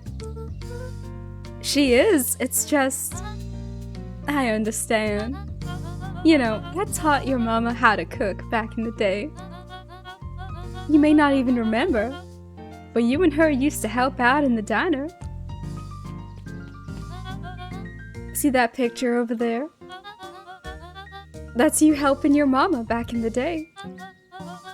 So cute, running around in your little apron taking orders. The whole situation just breaks my heart. What happened with Eleanor? Break? I've got a feeling she's out there somewhere, yearning to be with you again. Few things in this world can keep a mother from her son. Luca shifted the basket uncomfortably. Oh, yes, let's see here. Mrs. Fratelli lifted the cloth and inspected the jam. Ah, they even have my name on them. How thoughtful. She carefully lifted out her jars of jam. You tell your gran hello for me, Luca. Will do. I like her. She's sweet.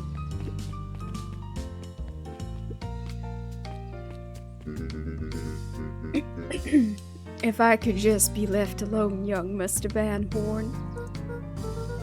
Oh, sure, sorry to bother you. It's just that Mr. Kerr has asked me to make the opening speech at the festival. Being mayor and all, you might expect me to be a charismatic speaker. The truth is, I'm terribly nervous. I really don't think I'm cut out for this sort of thing. Cut out for being mayor or for public speaking? Both, I suppose. I never really chose any of this. It's more of a duty to my family. For our legacy. That sounds like a heavy burden. As for the festival, just speak from your heart. I'm sure it'll be great. We're like struggling to hold up this basket.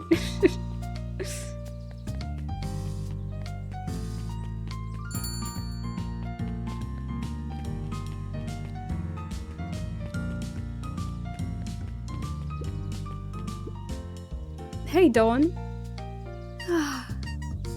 Hey, Luca, what's up? Dawn had dreams of becoming a big-time reporter. He's so cute. At night, she searched for the story that could be her big break. By day, she hawked papers at the newsstand. They got you on jam delivery, huh? Are you not just a child? Why are they trauma dumping? I know, Ryan. We're like 10 years old. I love the Bat journalist with all my heart. Me too. Look at her cute little dress and her little bow. I'm dying. Yep. Hey, Dawn, have you noticed anything weird around town lately? What sort of weird things? Stuff going on at the old Valentine building? You might say I've heard some things. I'm working on a story about it right now. So what's going on? Can't say quite yet. I still need to follow up on a few leads. Keep me in the loop, okay?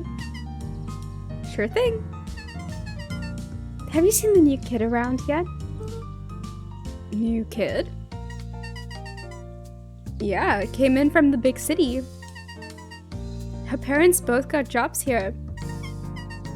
But get this, one of them is working for William Kerr and Perennial Harvest, while the other is working for Harris Valentine. And the Valentines represent Beacon Pine's past. Perennial Harvest has positioned itself as this town's future. Must make for some interesting dinner table conversations.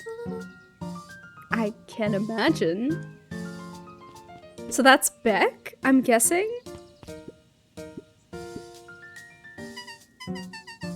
Dawn had dreams of becoming a big-time. At night, she searched. By day, she hawked papers. Wait. Okay, so we could talk to her again. Rollo said that he saw something strange going on at the warehouse. You know anything about that? My brain can't process that this is the same game that just featured a cult. I know, right? It's so jarring. You might say I've heard some things. Working on a story about it right now. So what's going on? Can't say quite yet. Still need to follow up on a few leads, keep me in the loop, sure thing. Things seem to be quiet in town. Yep, everyone is preparing for the festival. Should be back to normal tomorrow. Catch you then?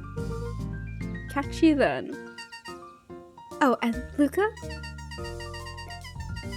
I'm really sorry I haven't been able to find out anything about your mom yet.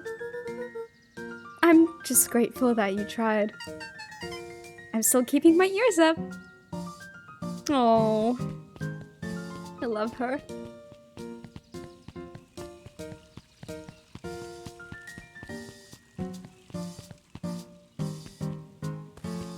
I forgot who else. Oh yes, here. Huddled at his counter, Hiram Tolliver was meticulously shining apples. More accurately, Hiram Tolliver was meticulously shining one apple. Especially with all the cheery music. I know, right? Hello? With a Me? yelp, Mr. Tolliver fumbled the apple, flailing at the air as it fell. Oh, sorry. No bother, no bother. He leaned forward and lowered his voice. I see you have something for me. Yeah, Gran had some jam I'm supposed to give you. He leaned in a bit further. Jam? Yeah, these ones on top. She wrote your name on them. Mr. Tolliver leaned back, speaking loud enough for anyone to hear. Ah, yes! The jam! Thank you so much for delivering this jam to me. He reached forward and snapped up the jars of jam, giving Luca a little wink. I shall put it on my store shelves post haste. Okay, I should finish my deliveries. Of course. Of course. He leaned in for a final whisper. Of course. Alright, that was a normal interaction.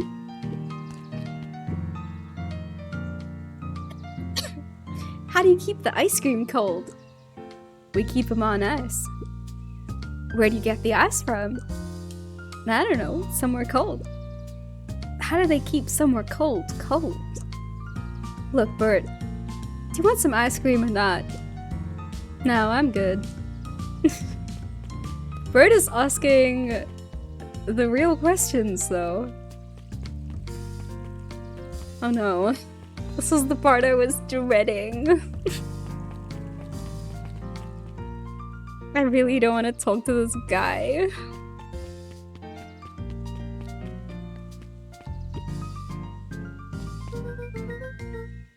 Got some jam for you, Mr. Nuncreed.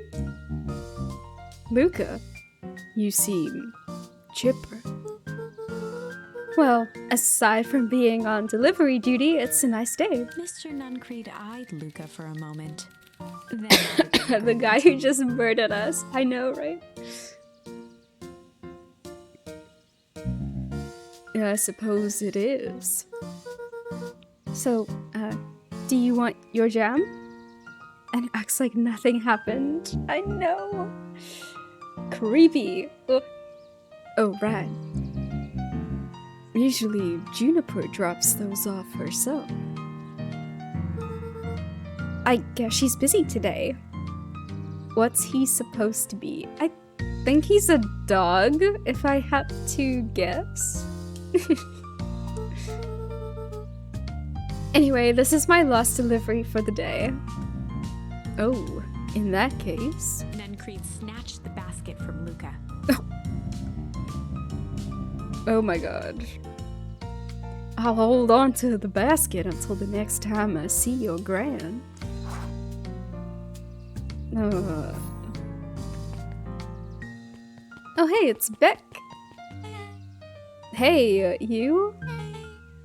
Anchovies or pineapple? What? Don't think. Just answer. Pineapple? Why?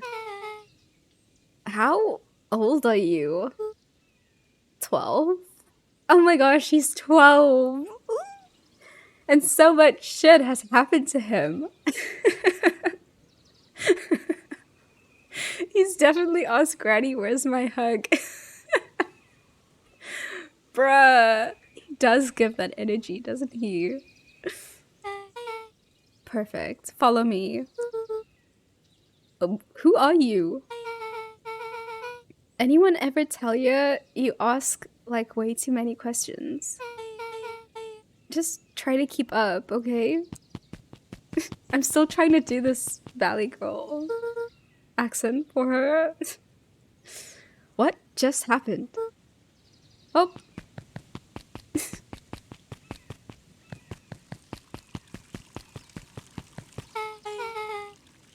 Hey, what a crazy coincidence. Here's my new friend I was just telling you about.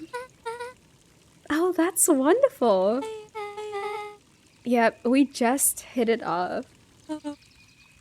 Oh, really? Get this, his favorite pizza topping in the whole world is pineapple. Oh, And what's your new little friend's name? Beck locked eyes with Luca. The look on her face was equal parts expectant and desperate. Disgusting. It's like, wait, it's like two sides here. Vex is representing the sweet and savory combination, and Glitter's like, get it away from me. Luca Van Horn, nice to meet you. I'm Nellie, and this is Alana. We're Beck's parents. Beck gave Luca a quick nudge. I don't know what accent to give them because they just moved here. We don't know where they're from. Oh yeah, Beck told me all about you. Already feels like we've known each other for like years. So you both can like stop obsessing about me making friends. Oh darling, we've never doubted you. It's just that for children with fewer than 5 close friends, the probability of a stunted development doubles. Oh shit, well that explains a lot.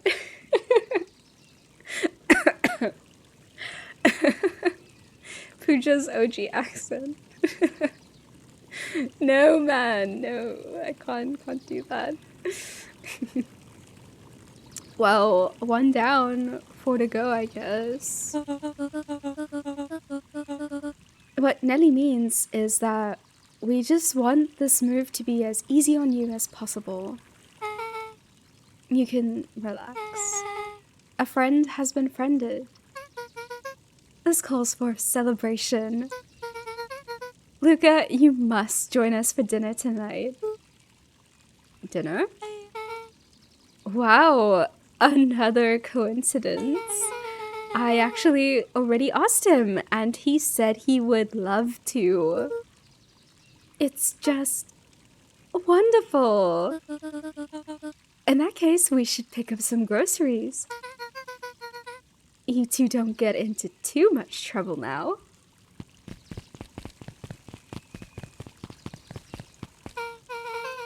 Wow, I can't believe that worked. Thanks a ton. You're welcome. I owe you one. My moms are great and all, but they can be a bit much sometimes. Our house is the little cottage next to that big mansion place. Oh, so that's who lives there. Cute. Wait, you live on the Valentine estate? Yeah, that's the spot. Meet me by their big creepy gate. Don't be late.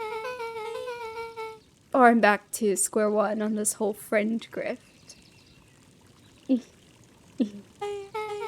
Great. See you there.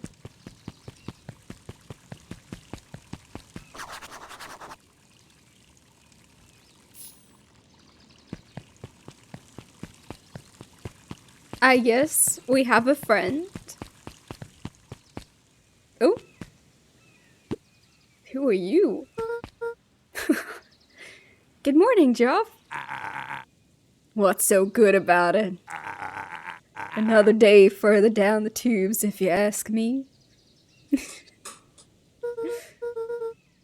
I'm gonna have to leave, dudes. Pleasure hanging out, even though I was just lurking. Oh, well, thanks for lurking, Casey. Have a good evening. Ow, thanks for the hug. Come on now, it's not all bad. The festival is coming up. The festival? Old man Valentine used to put on cockamamie shindigs all the time. And where did that get us? Well, it's Perennial Harvest putting on this one. And they're doing it for the whole town. And as far as I see it, the difference between the old Valentine Company and this new Perennial Harvest outfit Jeff dug through his pockets for a bit. is the difference between this empty soup can and this brown banana. But those are both garbage. Exactly. Wise words. Ja. Ja.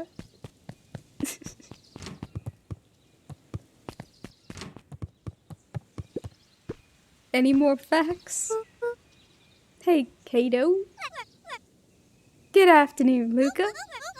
Can I help you find something? Maybe, maybe not. Try me. Well, there's been some weird stuff going on at the old Valentine warehouse. Can't say I know anything about the old warehouse. Hey, Blitz.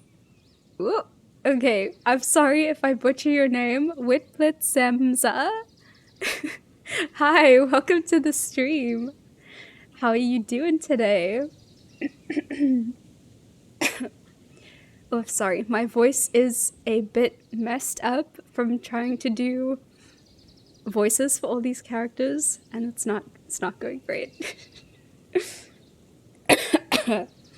But empty hives don't stay empty for long. Huh? Kato motioned to the book in front of him. You're doing pretty well. Oh, that's good to hear. I'm doing great too. I'm just recovering from the flu, so I have a bit of a cough, but doing well for the most part. Have you been playing Beacon Pines? The more I read about bees, the more similarities I see with people. If a hive collapses and fails, it doesn't stay empty for long. A new queen will set up shop pretty quickly. You almost got it. Valiant effort. Thank you. I'm trying out here. I've never seen this game before in my life. Wow. Well, I'm honored that I get to be the first one to introduce you to it. So you're saying it would make sense for someone new to start using the warehouse?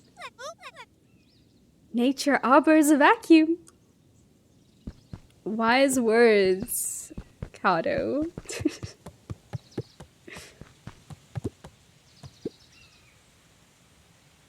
Oh my god, it's the certified bee lover.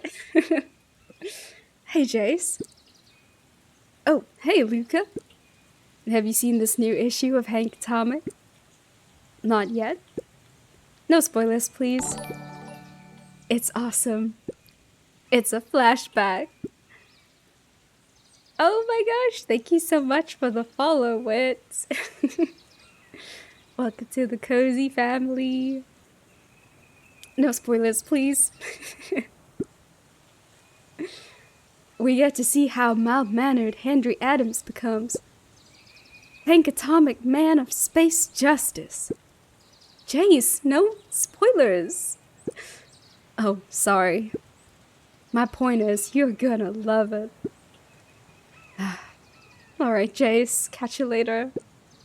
Roger that, Space Cadet. I like Jace. It's a shame he spoiled half of the comic for us, though.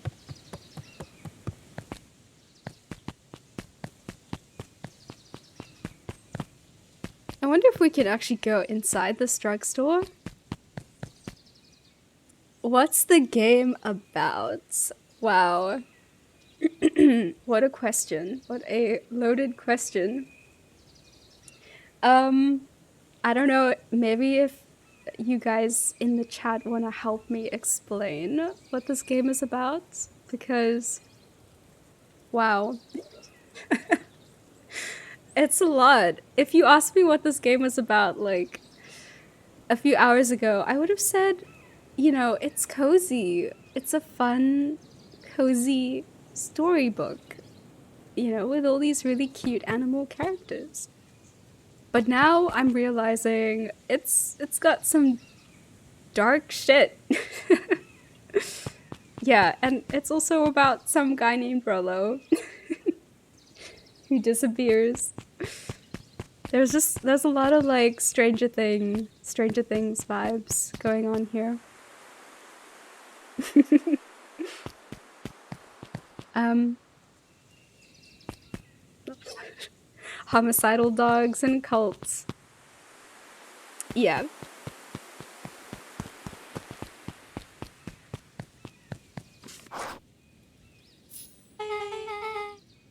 So, who all lives in that house? Harris and Gus Valentine grew up there. What better to fall asleep to? Yeah, exactly. It's the perfect little bedtime story. And Solomon moved in a few years back. The creepy little kid in the vest. That sounds like the one. So, like, just 3 people live in that huge thing? I bet a bunch of shady stuff happens all the time in a place like that. Not really. The Valentines pretty much keep to themselves. So it's empty and boring? Pretty much. What a waste. My mom says that it used to be way busier back before Sharpa died. Why her ears be so bright? Now that you've said that, I can't unsee it. Why are they so bright? Bruh? Before the foul harvest. Okay, that's like the 5th time someone mentioned this foul harvest thing. And you all use that same ominous tone. Eventually, you're going to explain to me how that harvest got all fouled up. This was what unprepared reading in English class prepared us for. Exactly. Exactly, so true. But we can't keep my parents waiting anymore. This way. I'm trying to do like a Valley Girl accent for her.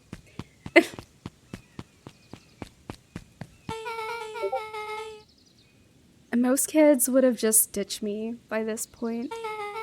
Why are you still here? You look like you could use some help. You know what, Luca? You're not so bad. I'm gonna head off to bed. Enjoy the rest of your stream, Cozy. Aw, thank you, Vex. Thanks for staying so long. See you a bit later.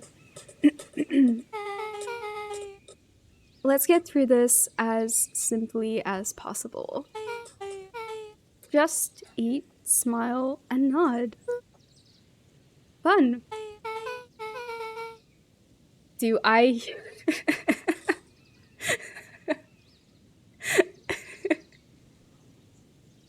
Do I hear the anger lifting? Yeah. Yeah, you do. Why did that kill me? Oh gosh. Hold on. I'm dying. I'm screaming.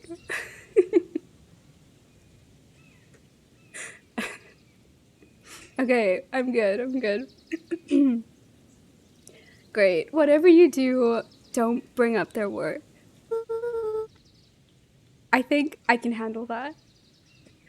Zach! Oh my gosh! Hi! It's been months! How have you been? It's so good to see you again, dude. It's been a hot minute, actually.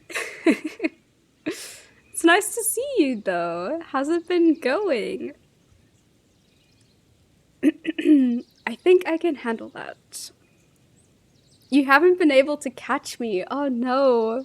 Well, I don't blame you, to be honest. My stream schedule has been non-existent and quite erratic, but we're trying.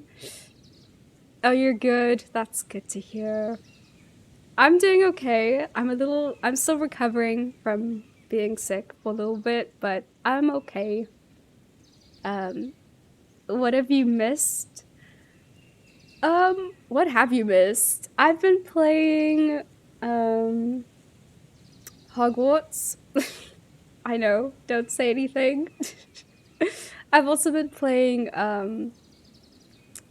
this game, Beacon Pines. I played a bit of Elden Ring, but yeah. Oh, missed you too. I remember you were there from the OG Tomb Raider days. We still haven't finished Uncharted. We haven't finished Rise of the Tomb Raider. Crazy. Beck took a long breath, then gave a firm nod.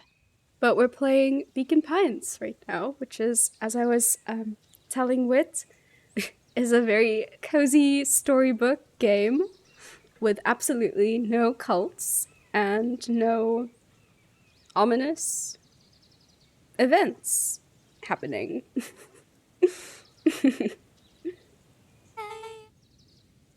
Here goes nothing.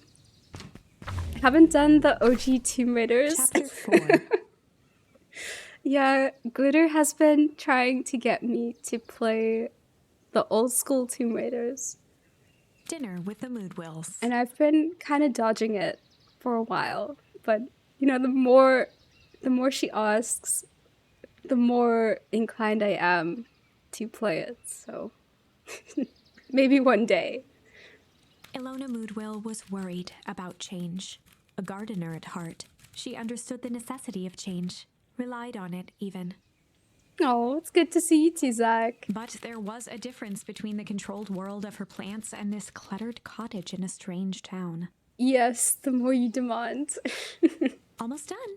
Nellie was a blur of activity, digging through boxes. Sorry, love, couldn't find the dishes. We'll have to make do with paper plates. Oh? Dinner went by without much conversation. As she watched Beck and Luca finish up their pizza, Ilona let herself relax into the chair. It's a lucrative business. I mean, you're not wrong. I think I got a lot of followers from doing Tomb Raider. Like, at least 4. The things she cared about were still here. Nellie finally had the job of her dreams.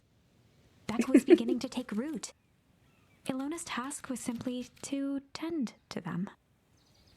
She could do that.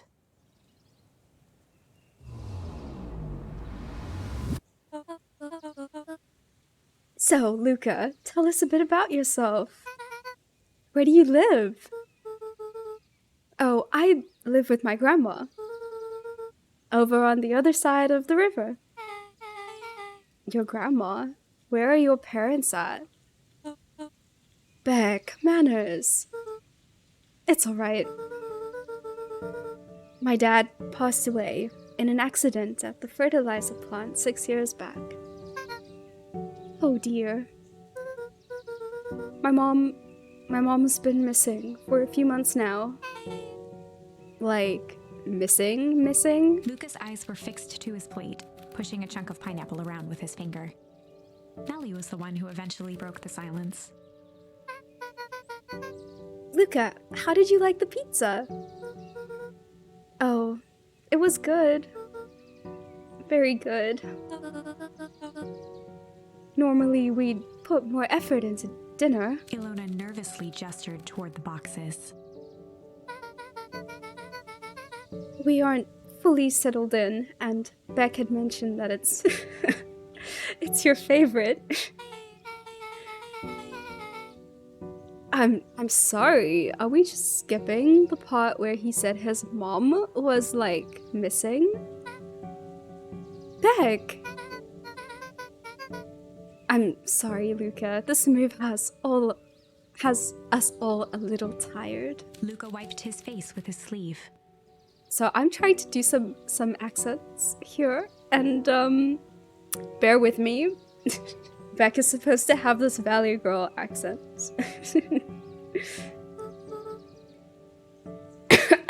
I'm trying.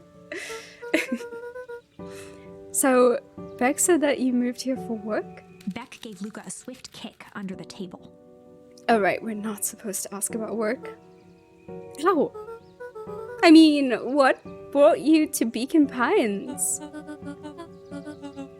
Oh, you were right the first time. We're here for work. Nellie won't tell you this. Oh, I accidentally clicked it. I don't know about brilliant, but I do love it.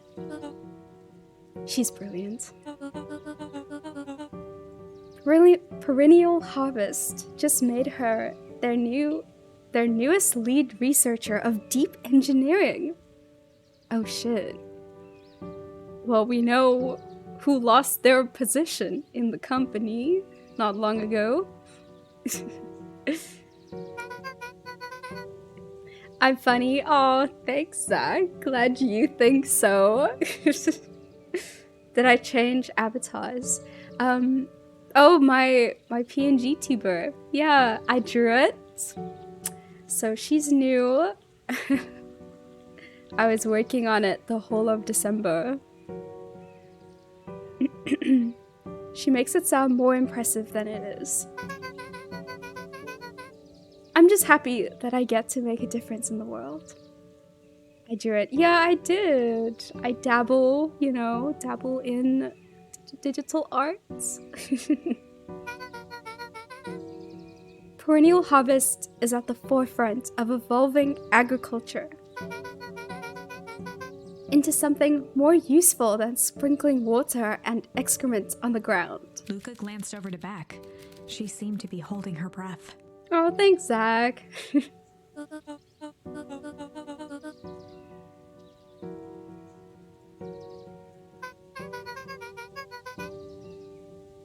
Oh, gosh, I am accidentally skipping dialogue options here. It suits you. Thank you. Thank you, thank you. These mice are so snooty. They're really sweet. I don't know. I like them. They seem in love. Yes, some people talk to their plants and hope for the best. Oh, okay, never mind. I see now there are rifts in this marriage. And some people happily leave their job to allow a loved one to pursue their dream.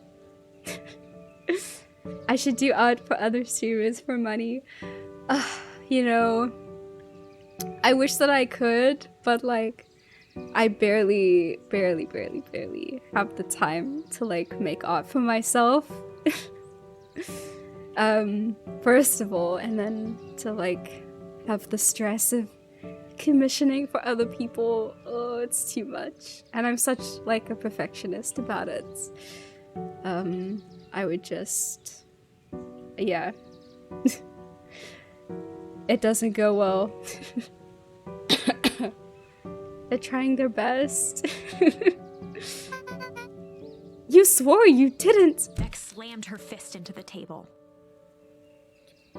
Oh no. We're seeing the family dynamic at work here. It's cool. You have like your own style. Oh, thank you. My style changes every time I draw something though.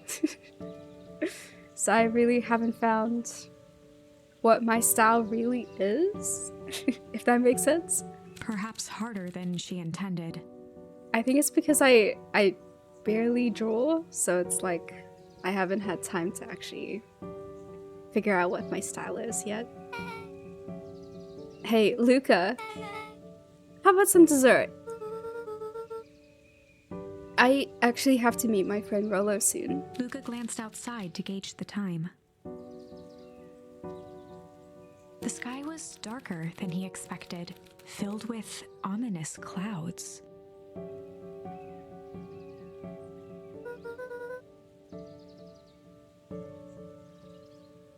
Looks like there's a storm brewing.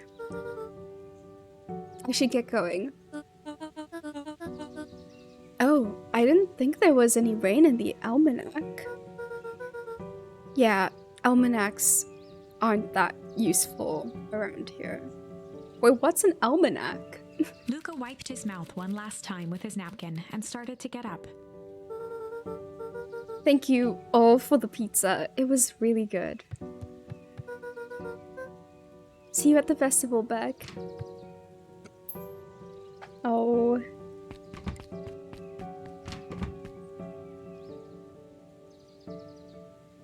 Wait up.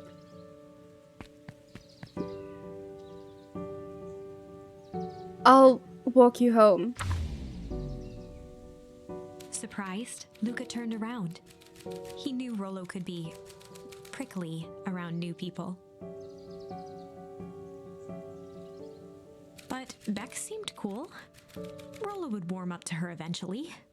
I think it's a book that has a guide to a certain type of thing in it.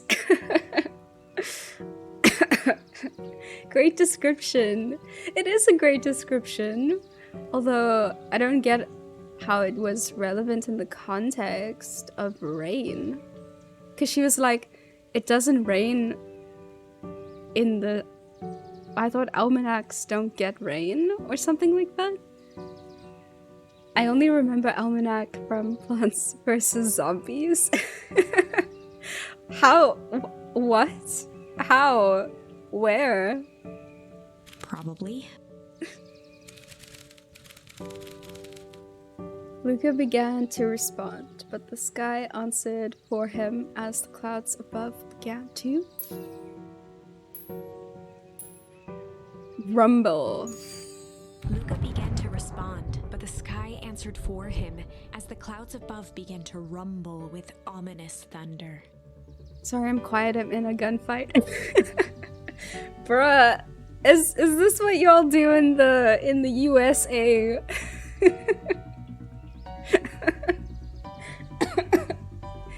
Just casual gunfights. The almanac had pics of all the plants and zombies. Oh, okay. Uh-huh.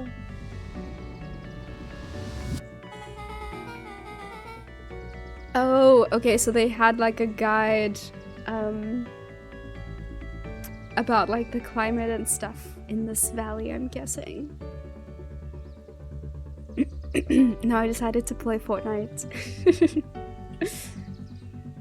All good, all good. Feel free to lurk. This is a lurker-friendly place. Shots fired.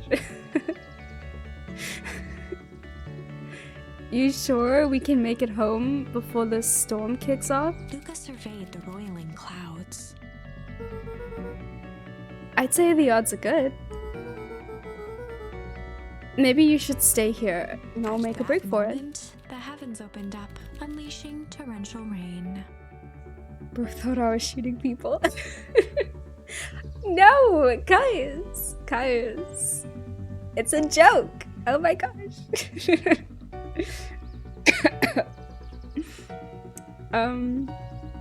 Oh gosh, my voice is deteriorating.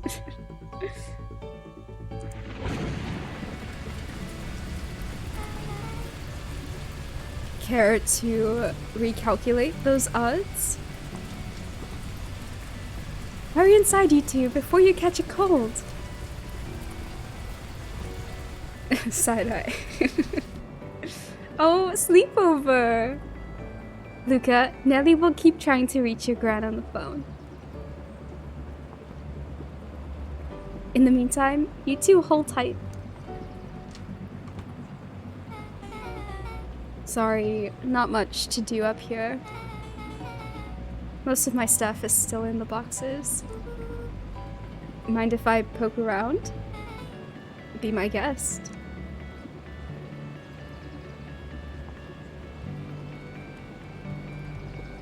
Luca squinted into the eye hole of the microscope. This looks wild.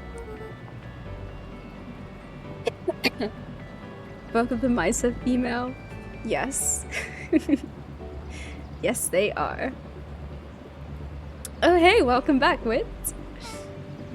Although I think, should I be saying Vit? Vitblitz? Vitblitzen? What does that mean? I'm guessing it's like Afrikaans or something.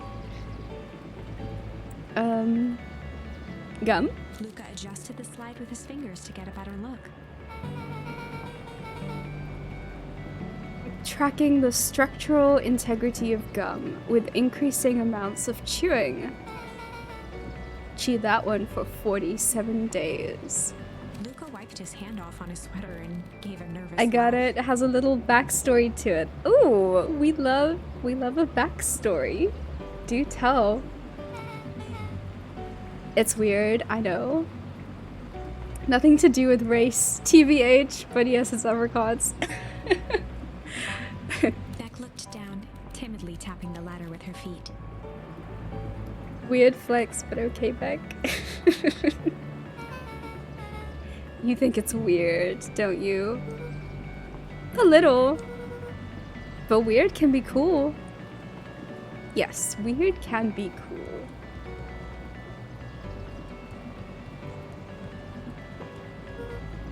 Oh wow. Rolo and I have a radio just like this at the treehouse. Lucas down bad. Aren't we all though? Are you always just this happy? No. What do you mean?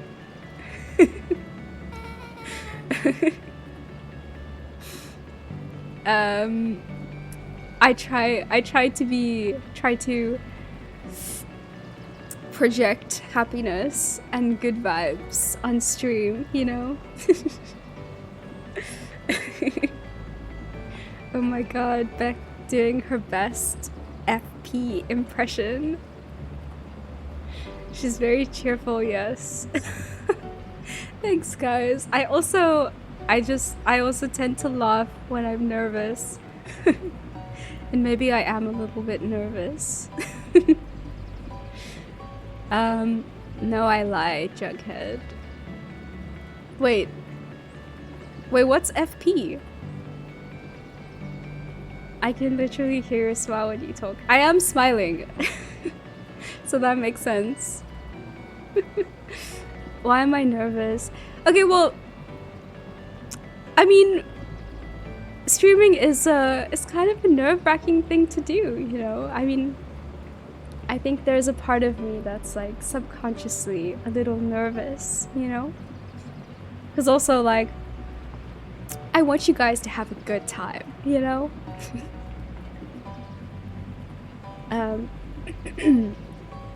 Probably not exactly like this one. My mom and I tore the whole thing down to the bolts. Fitted it with some state-of-the-art vacuum tubes. She seems pretty awesome. We're having a good time, Cozy, minus Rolo, who keeps disappearing. Oh, thank you for the support, guys. It means a lot. Streaming is my my happy place right now. I'm here watching a random game I've never seen before. Probably would ever, and having a good time. You did great. Oh, thank you. Thank you. That means a lot, dude. Thanks. You still have to tell us the story about your name. I think she feels guilty for working too much. So when she does have time for me, she showers me with high-tech overcompensation. Luca flicked at one of the toggles. Don't forget to drink water today. Thank you. You know, I need this. I need like you guys to donate bits and then I can hydrate. Just kidding. Hey, there's no bits.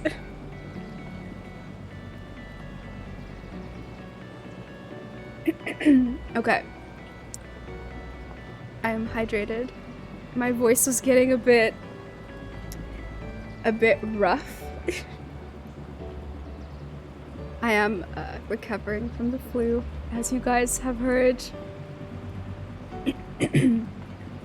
I bet you can get all sorts of stations on this. Not out here in the boonies. You wouldn't believe the stuff I could pick up, like, back in the city. But around here, it's all farm reports and, like, static. So when I was younger, we had a little pipe car that I helped my dad build, with which we won numerous off-road tournaments. And its name was Blitzum. Oh, that's so cool, dude. That's awesome. Do you still have it? Oh, shucks.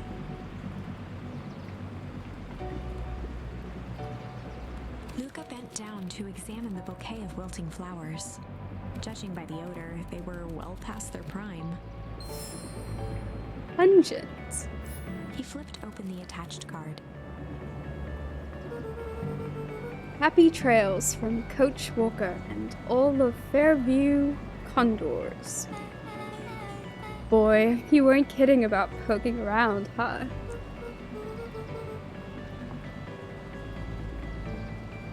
Luca just be meandering all over the place. I know, right? Like, he really is poking around into all her stuff. Like, what about privacy, dude? No, things between my dad went sour. We never spoke again, and they ended up getting rid of it. Oh no, dude.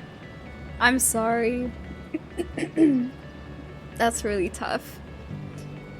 Well, you always have the memories, right? Getting himself into kerfuffles. It'd be like that. Oh, sorry. Was this from your old school? The most recent one, yeah. Oh, so she moves around a lot. Some schools gave me going away cards. Some did flowers. It'd be like that. It's all good though. Well, I'm glad that you're in a good place about it.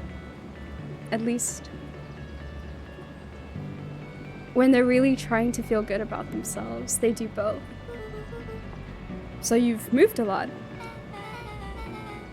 Yeah, that's the thing with having a brilliant parent. There's always a better job somewhere else.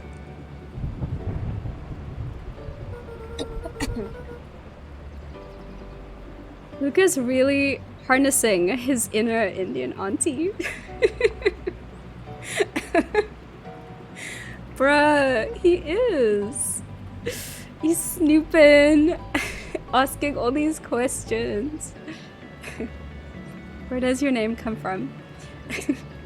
Well, originally, I came up with it because I love playing cozy games. Which I do. I do love playing cozy games. And then my nickname is San, so Cozy San. He's the person your mom tells you to clean your room for before they come to visit. Bruh, you guys are connected right now on the same wavelength. I guess this is what happens when you spend too much time in a cozy stream. Start merging.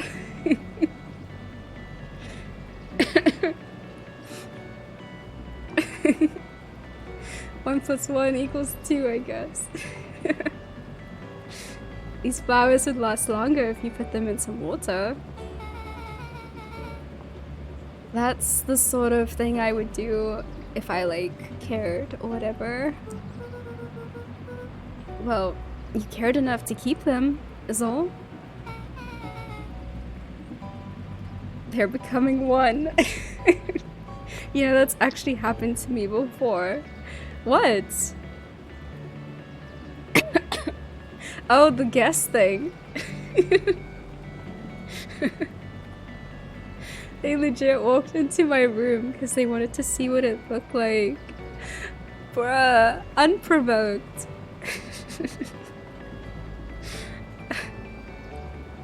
Gosh. Luca, can I ask you something? Of course. Whoa. Dang, didn't that hurt? I'll be honest. That hurt more than I expected. Well, at least you look cool doing it. Beck took a moment to watch the rivulets of water running down the window. Well, they're so cute, man. I love them. Should have listened to your mother.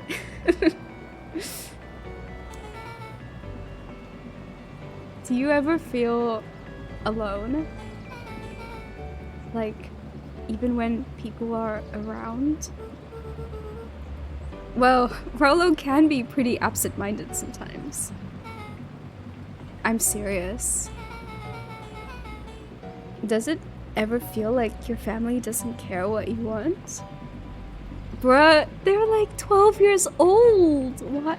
Like, that's so sad that they're going through this. I feel so sad for them. Just want to protect them. It didn't used to feel that way. Beck needs therapy. Yes, she does.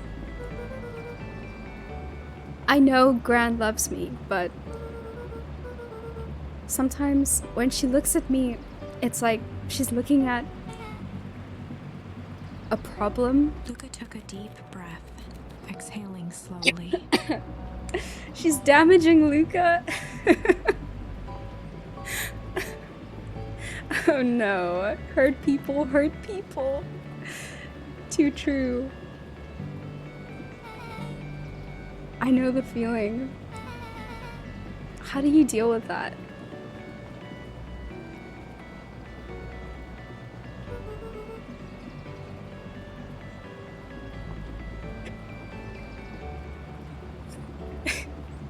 You guys. I guess I haven't yet. But one thing my dad told me when I was little, don't hold a grudge. Especially against yourself. If you try to hold it all in, you're gonna pop. So then, what do you do when you don't know what to do? Dad never got to that part. Something I figured out on my own, though. You gotta do something. Anything. Here. Whoop! What are you doing? I don't know. Something. We're gonna register our complaints with the storm. The merge has begun. You guys. Listen here, you miserable universe. Stop jerking me around. Bro, can these two just kiss already? I know, right? I just want things to go back to the way they were. Everyone tells me it's gonna be alright. Things are gonna change. Luca let out a feral scream that echoed into the night. Every time something changes, everything gets worse. Screw this town. Whoa. Let me try. Moving sucks. I hate it. I hate that I hate it. Why can't I just deal with it and be happy for my mom? Why can't we just stay somewhere? Her voice dropped to a trembling whisper. Woo! That like unlocked something in me. I think I needed that too. I just want to be a normal kid. There. Wow, I actually feel a little better. As abruptly as it began, the storm abated. Thanks. I needed that. Me too. I should head out before the rain starts up again. Sure. I'll walk you out. Not the moms in the next room hearing the screams. That's gonna be an awkward conversation. It's not like this house is that big. See you and Rollo at the festival. Silence would be glitter. They're 12 years old.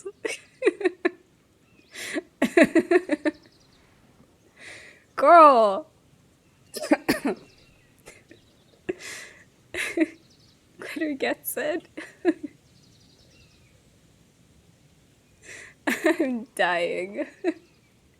The house is a room. I know. It is. It really is. Sounds good. Luca, don't let the universe jerk you around. Beck gave Luca a light thump on the arm before heading in. Screaming. Chapter 5. Ugh. That was wild, guys. Ugh. I don't know. Should we start the next chapter? Or should we end it there for today? This was probably the longest stream I've done. How long have we been going for, actually? Almost 3 hours. Do the next chapter. Okay. Okay. The boss has spoken. Friendly feud. Oh, I'm glad you caught me too, Zach. I was wondering how you were. The air was heavy with the hard rain's residue. Just the other day, I was like, I haven't seen Zach in a while. We never did finish Uncharted. The smell of wet things. Despite his dreary surroundings, Luca felt at peace. He'd never shared those details about his dad with anyone. Not even Rollo. But it's not like this changed anything. Rollo was still his best friend. Adding Beck to the group would help balance things out. Everything's better in threes. I think I just need more hydration to get through this chapter. So I'll be right back, guys.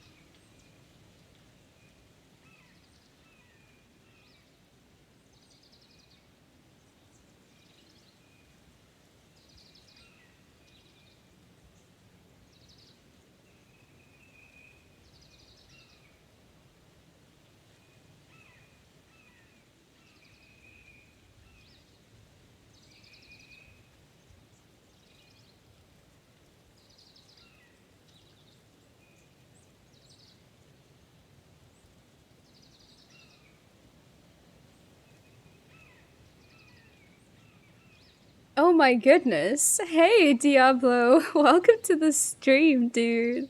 It has been also a hot minute since I've seen you. How are you doing? Oh, I think the face is because I was like, the boss has spoken. And then Glitter was like, that emote.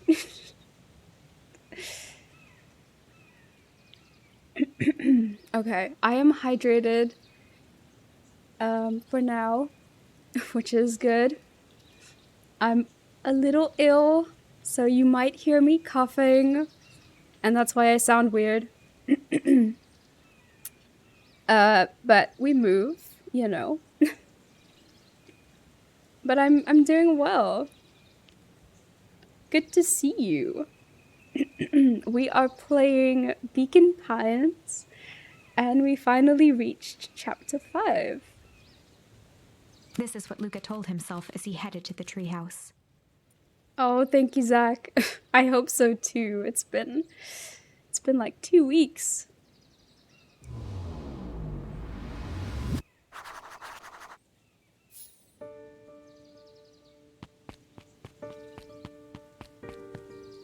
We're on a no deaths run.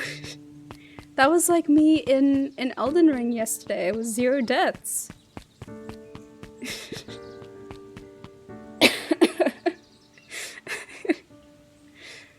Didn't we die like twice already?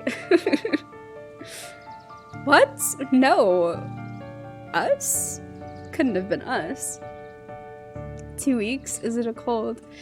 So, I think I caught the cold like 2 weeks ago, and then I was like slowly recovering, and then it got like reactivated. I don't know how, I don't know why, but yeah, so now I'm slowly recovering again, and I hope I don't get it again, because I'm starting to forget what being healthy felt like.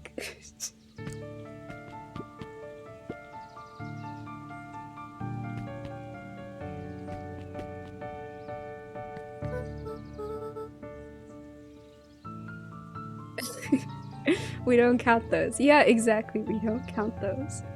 I'm from Wisconsin, that happens a lot here. Is it really cold there? That's probably why. I don't know what I was talking of. I don't know what I was talking. I apologize, that was the other streamer. Yeah, that must have been some other cozy gamer. Must be. Thanks, Diablo. I hope I recover soon. Hey Dawn, tracking down a lead. A blizzard came through. Oh my gosh. That's wild. I can't imagine, like, experiencing a whole blizzard. You bet. I heard a juicy new rumor. Turns out, when Sharper Valentine died, he left behind a peculiar last will and testament. Peculiar how? Having a cold sucks. Yep. He didn't just give his kids an inheritance. There were conditions. Like what? The document stipulated that Harris had to take on a child as her ward. A kid our age, who just showed up to town one night with a lawyer. Solomon? Bingo! Bingo bango. So Harris was forced to take care of him? Yep, or she would have lost everything. Why would Shopper care so much about some random kid? Rumor has it, old Shopper sowed some wild oats. Bruh, wild oats? They're like 10 years old. That explains the way Harris treats him. Poor Solomon. How did you find all this out? A good reporter never reveals her source, Luca. Bruh. The only reason I remember Wisconsin is because of that one song by T-Pain. What song? Blizzards are no biggie. Happens a lot every year.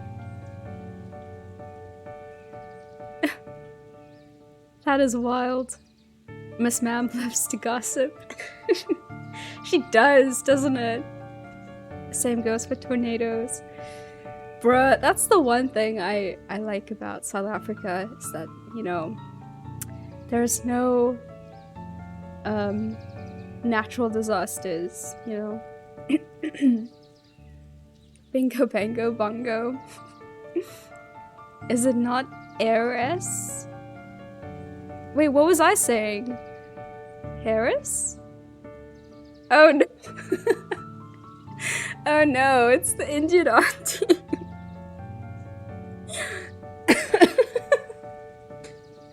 Guys, please. I'm ill, okay? Please don't bully me. Whew. Okay, Eris.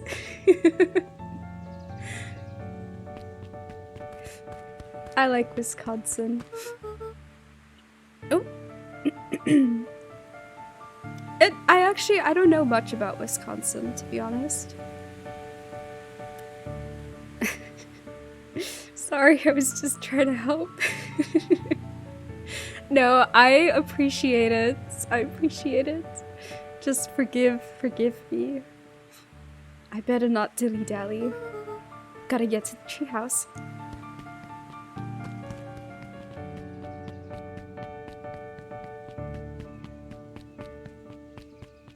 Gosh, I have trauma walking past the street every time. I'm like, we're gonna get kidnapped. Excuse me, what are you doing? Just locking up for the night, sir. Oh, wonderful. Don't forgive you. No, please. Not this twinkle again. Oh, wonderful. I can only assume this means all festival preparations have been completed ahead of schedule. Not exactly, sir. The storm set us back a bit, and it's getting late, so we all decided to... You all decided? Yes, sir. I was unaware that your job involved deciding things. This is Pete, yes. Well, actually, this might be Toby. I don't know. We are all here at Perennial Harvest because we believe in creating a brighter future, yes? Yes, sir. Very much, sir. Do you want to be the one to tell this town that we failed them? Toby Maguire. No. That we gave up because there was a little rainstorm and we all got sleepy? I'm so confused. Is this a Jekyll and Hyde thing, or are they two separate people? Well, you remember there were like 10 of them in front of the treehouse? So I think there's like a bunch of these dudes, and like we just haven't met all of them. So far we've met Pete and Toby. Of course not, sir. Good, then it's decided. Yes, sir, we'll work till the task is done. See that you do. Our harvest awaits. Oh, jeez.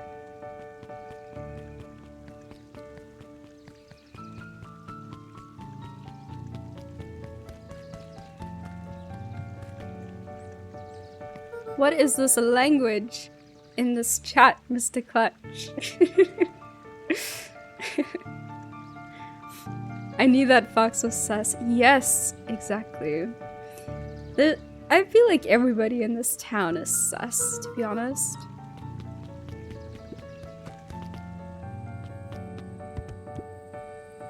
Rolo, are you still up there?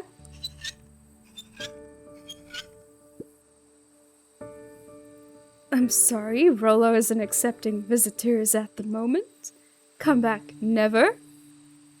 Luca had only ever heard him speak in this stiff yet gentle tone a few times. It's Quagmire. Is this game Among Us? It basically is. There's like imposters everywhere. No, it's Rolo. And it always meant one thing. You're upset. Oh, what makes you say that? Maybe because my best friend abandoned me for no reason. I didn't abandon you. I'm just a little late. Rolo scoffed. The rain held me up. Liar! You weren't even home. What? Storm got bad and I got worried. So I went looking for you. Imagine my surprise when I made it to your house and you weren't there. I hadn't made it back yet. I'm not a fool, Luca. It doesn't take all day to deliver some jam. Damn. Oh, we're in trouble now. No, that storm rolled in out of nowhere. And I got stuck after dinner at Beck's Luca stumbled on his words, knowing he'd said too much. Beck? Dinner? What the heck is a Beck?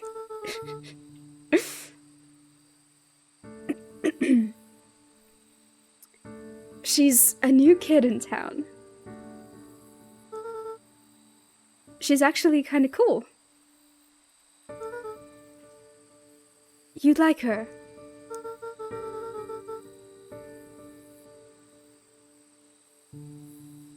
She needed help convincing her parents that she'd make new friends. New friends? I spent all day waiting for you. And you were off making new friends? Gosh, we really can't just have one good day in this place without upsetting somebody getting kidnapped. Cult activities. Goodness. This man really got kidnapped and has an attitude with his friend. Who didn't show up, like... Luca wanted the cooch? No! They're 10 years old, guys. They are 10. It's not like that, Rolo. You know? While I was waiting, I made some upgrades to mission control. It was gonna be a surprise. But you took so long, the storm knocked it all down.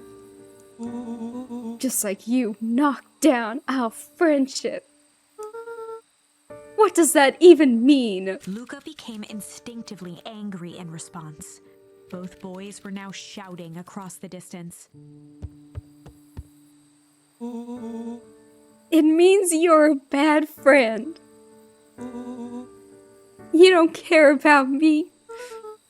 Of course I care. You.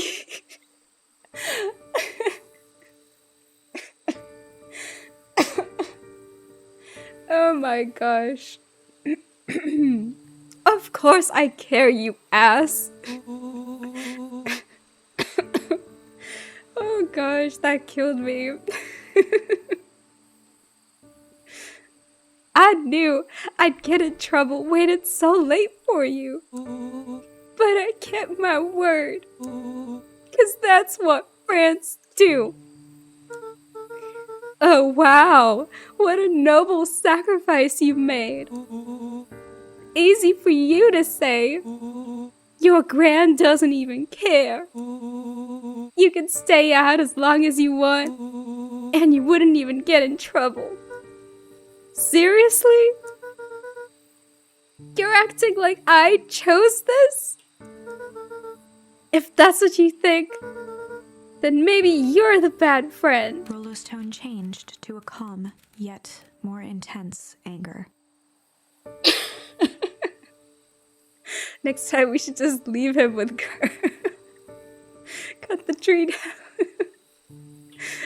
down. Maybe Par's right. Storms bring more than water. This one brought out the real Luca. Stop quoting your pa's nonsense like it means anything. No. Bruh, why am I so invested in this? Yeah, well at least my pa's still around. The words hung in the cold night air. Oh, I felt that. Rollo's stomach dropped, knowing he'd crossed a line. Get the chainsaw, we're bringing the sucker down. But it was too He late. crossed the line. He did it. Luca, Good night, Rollo.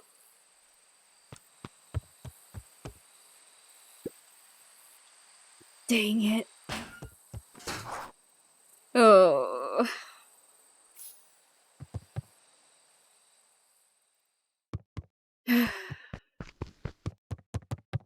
What a messy situation we are in.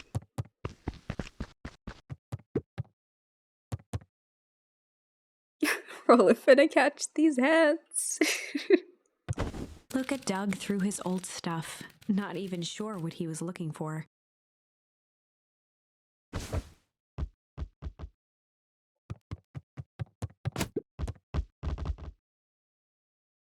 Commit forest fire. Rollo. What a jerk. Call me a bad friend? Ooh, I'm Rollo. Look at me and my amazing family.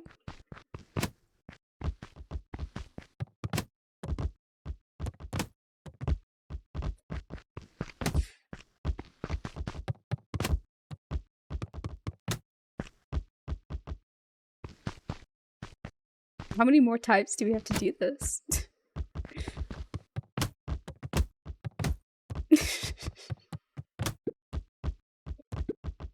Oh, right. Okay.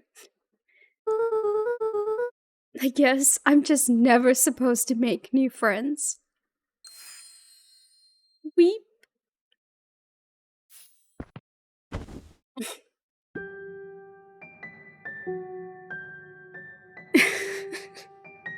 These animals are somehow 10 and 80 at the same time.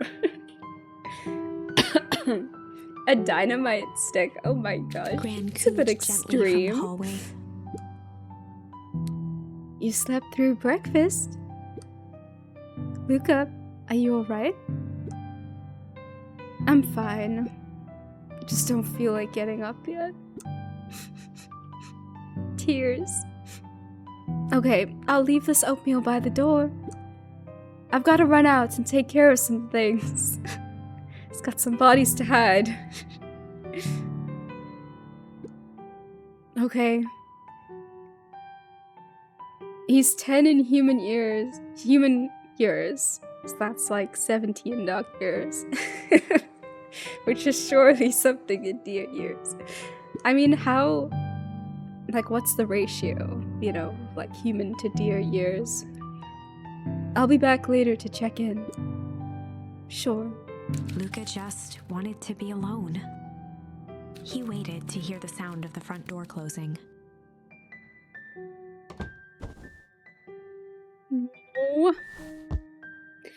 Also, do they not go to school? Oh no, wait, this is the summer holidays. I bet Rollo is still gonna go to the festival.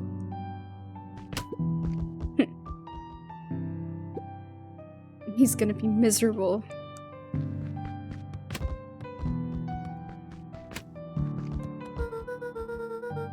If Rollo thinks I'm still going to the festival with him, he can shove it. Damn. Okay. Bruh. Oh, you're gonna head off now. Thanks for joining the stream, Glitter. Have a good, restful evening. Mr. Clutch will carry the single brain cell.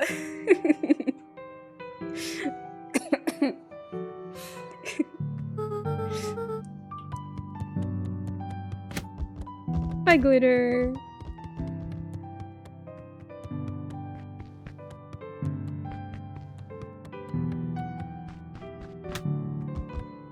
Wait, so how are we... Oh. Luca dozed off again. Oh, we're going back to sleep. Time to destroy the forest. Luca, I see you didn't eat your oatmeal. I wasn't hungry. Well, just in case you get hungry, I'll leave a sandwich here too. Thanks. Rollo came by. What did he say? He wanted to talk to you. What did you say? I told him you weren't feeling well. Good. So, your plan is to just sit in your room all day? Pretty much. Well, I need to pop away again for a minute. If you decide to end your pity party and go outside, I think it'd do you some good. Noted. Luca still couldn't bring himself to go out. Oh. Besides, if he ran into Rollo, he'd have to actually confront the situation.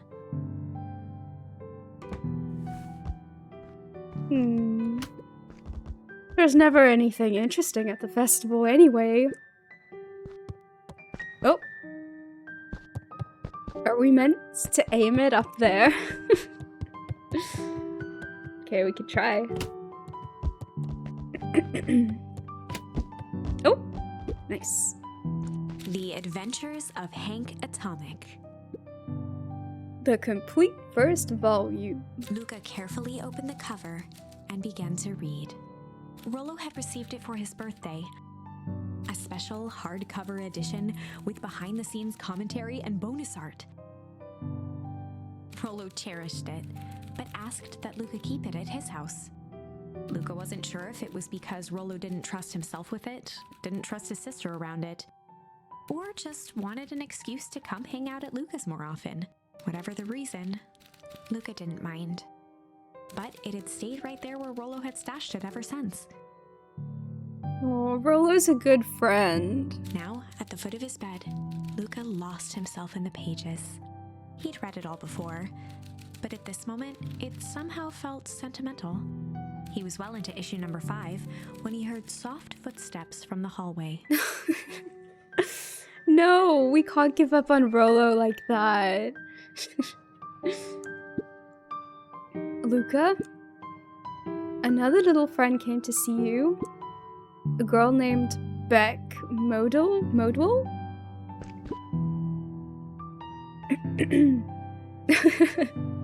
Oh, you're gonna tip as well. Thanks for joining the stream, Mr. Clutch. Have a good evening, a good rest. Cheers. What did she say? Is she here? She was just dropping by. I told her you weren't taking visitors today. Oh. She seems nice. Yeah. You had a fight with Rollo, didn't you? Oh, thanks for sticking around, Zach. I think I'll stop after we reach the end of this chapter.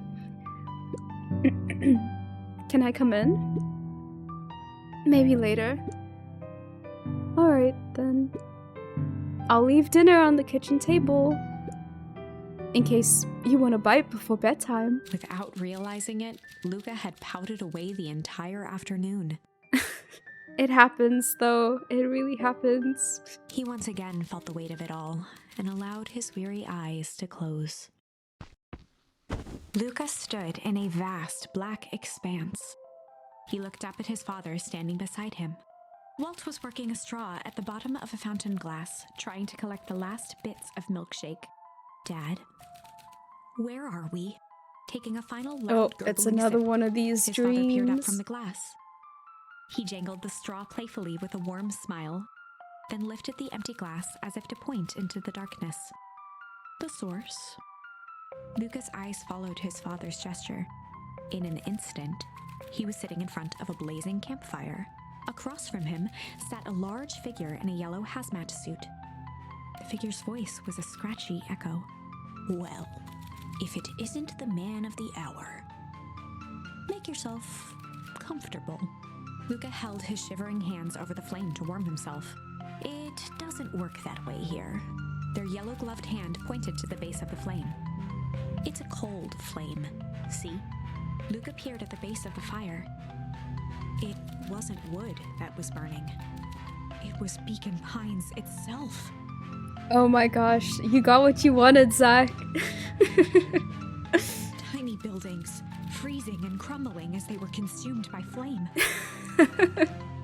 Luca could see small shadows moving in the burning city. People. Luca leapt to his feet. Damn. We've got to help them. The figure gave a dismissive wave of their hand. Why waste energy helping people who can't even help themselves? Bruh. The figure bent down to examine the panicked crowd as they desperately tried to stop the flames. They only care about what's right in front of them. Not like us. Luca's voice was a trembling whisper. Us? The figure slowly stood up, grabbing its helmet with both hands. With a jolt and a twist, a cloud of torpid mist escaped, slowly revealing the face within. Luca's own face looked back at him. Older, worn, distant. The sensation was oddly familiar, as if he'd caught his own reflection by surprise in the mirror. The doppelganger smiled. I tried to help once. He gestured towards his face. And all it got me was this. Luca staggered back. You aren't me. Luca felt a hand catch his shoulder. His father was there again, beside him. Every choice sets us on a path. This is the end of one of your paths, son. Luca watched his older self shake its head ruefully, its face twisting into a cruel grin. Well, Dad, if you wanted him to see this, far be it from me to disappoint. Bruh. Luca watched What in is this shock as the figure took dream? a confident step forward, and in a flash of cold light, he was gone. What does all of this mean? Goodness, he's like 10 years old. Why is he dreaming of such dark stuff? Luca felt a reassuring squeeze on his shoulder. Just remember, why we choose matters just as much as what we choose. Luca woke up to see a hazy figure at the foot of his bed, silhouetted in the morning sun. Mom? No, dear. It's only Gran. Luca rubbed his eyes. You had terrible nightmares at 10? How? Whoa, that's... How do you remember that? Oh, I guess if they were terrible. The trauma. Oh, no. The kind, concerned face of his gran came into focus. How are you feeling? Fine. Anything you want to talk about? I don't feel like talking. That's just as well. How about you sit there and listen a bit? Oh, I'm sorry to hear that, Zach. Whatever you and Rollo fought about doesn't matter. But Gran silenced Luca with a gentle pat on the leg. fights between friends happen. what was said doesn't matter. The important thing is that it's not the last thing you ever say to each other. But he said stuff about Dad. Well, do you think he meant it? No. He was just mad. Mm-hmm. And did you mean any of the things you said to him? No. Good. One must appreciate friends in their best moments. And accept them in their worst. Oh, accept. Now get your little bird out of bed. The festival's today. You don't want to miss that, do you? I guess not. Seems like a good opportunity to make amends with Rolo, doesn't it? Luca gave a reluctant nod. So buy him a corn dog and apologize. But he's the one that... What did I just say? Buy him a corn dog. That's a good boy. Everything's better with corn dogs. Granny spitting facts. I need to get going now. Got some last minute festival business to take care of. Gosh, she's always off doing some business. I'll come find you at the fountain a little after lunch. Alright. I love you, Luca. Love you too. Oh. Luca took a deep breath. Love, Gran. Okay. Chapter 6. That was a ride. Cancel Rolo? No, we're gonna forgive him. He didn't mean what he said. He was caught up in the emotions of it all. Show no mercy. Bruh. You are wild. But yeah, we got to chapter 6 without dying, which is good. I think this is a great place for us to end off the stream for tonight. Yeah, like, we got through a lot. It's crazy. Like, this game is a lot deeper than I thought it ever thought it was. So I'm excited to continue with it. And yeah, thanks to everyone who joined in the stream. And I'm also glad you caught my stream, Zach. Thanks for staying till the end, everyone. Yeah, this is actually the longest stream I've done.